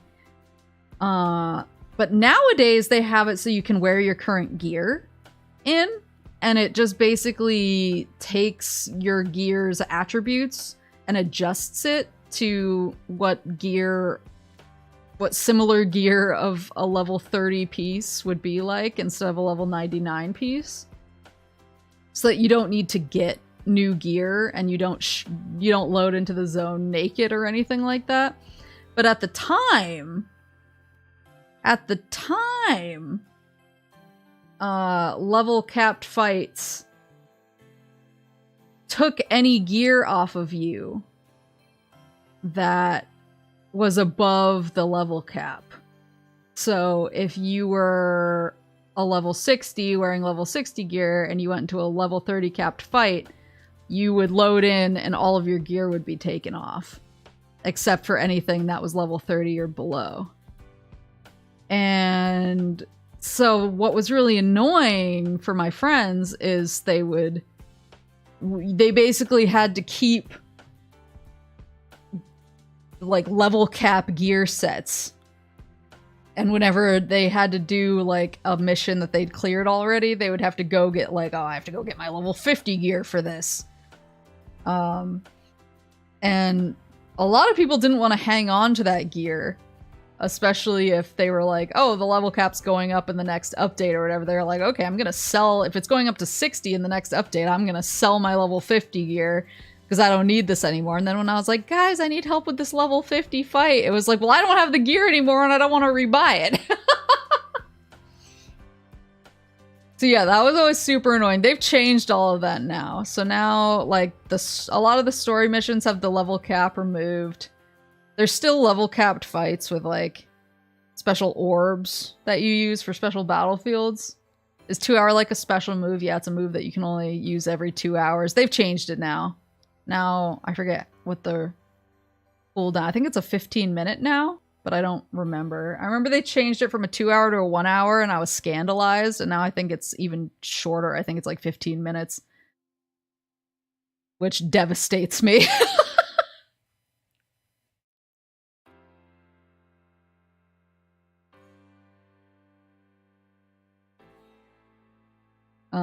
Level caps were probably necessary in an area when newer players coexisted with players at levels high. Yeah, like, I got why they did the level capping, because I think it was the only way to ensure that people who were starting the game, when they, like, if people saw stuff for the expansion and they were like, oh, this looks really cool. Sorry, I have a snack here.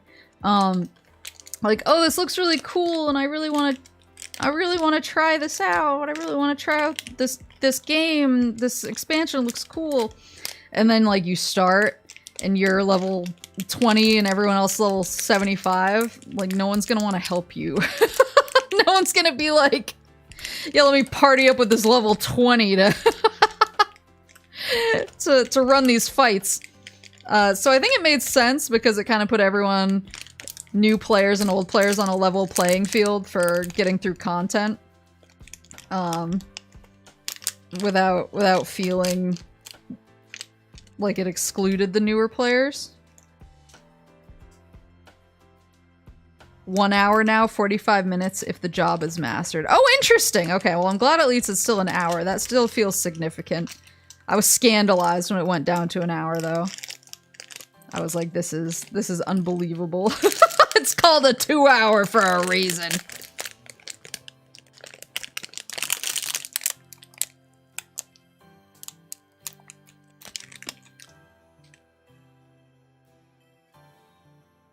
But, yeah, I don't know, it was always hard to keep up with certain stories, either because of the level capping stuff, meaning people had no gear at the time, or people hated certain fights so much they didn't want to do them again. And then by the time you actually accomplished it, you were like, what happened in the story before that?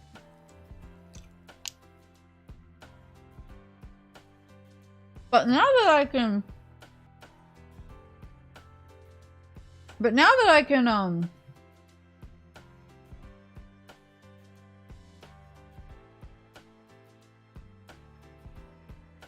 Sorry, I think my internet's hiccuping. Now that I can do most of the...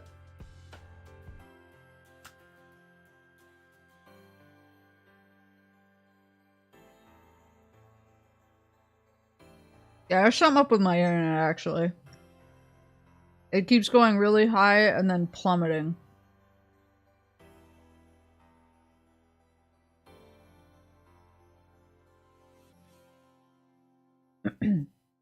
I keep seeing my thing on OBS go to 0. It's happened a couple times. But yeah, now that I can do most of the story stuff on my own, in 11, it might actually be fun to kind of do a run-through of them so that I can actually remember what's happening in the story. And I can do it in a more condensed period of time over, you know...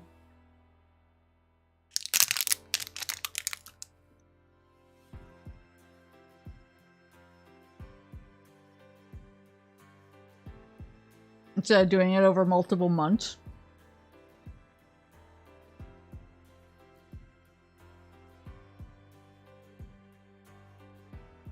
That might be fun. I'll consider it. Actually, because my internet keeps hiccuping, I think I'm gonna wrap it up I know I'm eating my snack, but I should probably go get a real lunch. Yeah, my internet just keeps going down to 0, and I don't want to keep fighting with it. Using Rhapsodies as a guideline could work. Yeah, that's true. Yeah, maybe I'll do that. Let me think about it. And that one might be good for like while I'm moving too, because all I really need for that one is my laptop. I don't need a TV or any additional bits to make it work. So that might be a good moving stream game because I can do it from I can do it anywhere and I don't need my consoles with me. But yeah, thank you guys for coming and chit-chatting. Sorry for the hiccuping and the sudden end, but it was really fun. And I'll tell you how the Mario movie was in 4D. But yeah, tomorrow I'm gonna play Rayman 2 on Twitch. And then Tuesday I'm gonna play a mystery game. A mystery game over here, so I will see you for my mystery game. But thank you guys for hanging out and talking with me. And have a good rest of your day, your Sunday, whether it's night or— oh god, what have I done? Stir up your paw. Stir up your paw!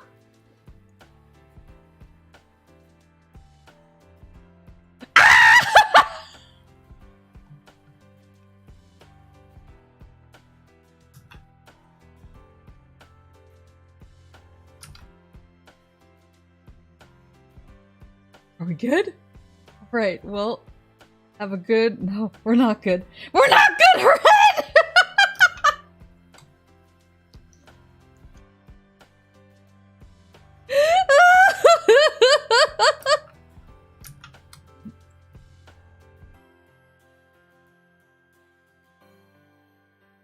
Alright, okay.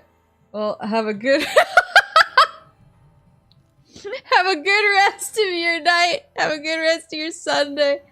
Have a good rest of your day, your night, your morning, your afternoon, or whatever it is, wherever you are. We'll figure out how to play Final Fantasy XI because I do want to share more of it with everyone.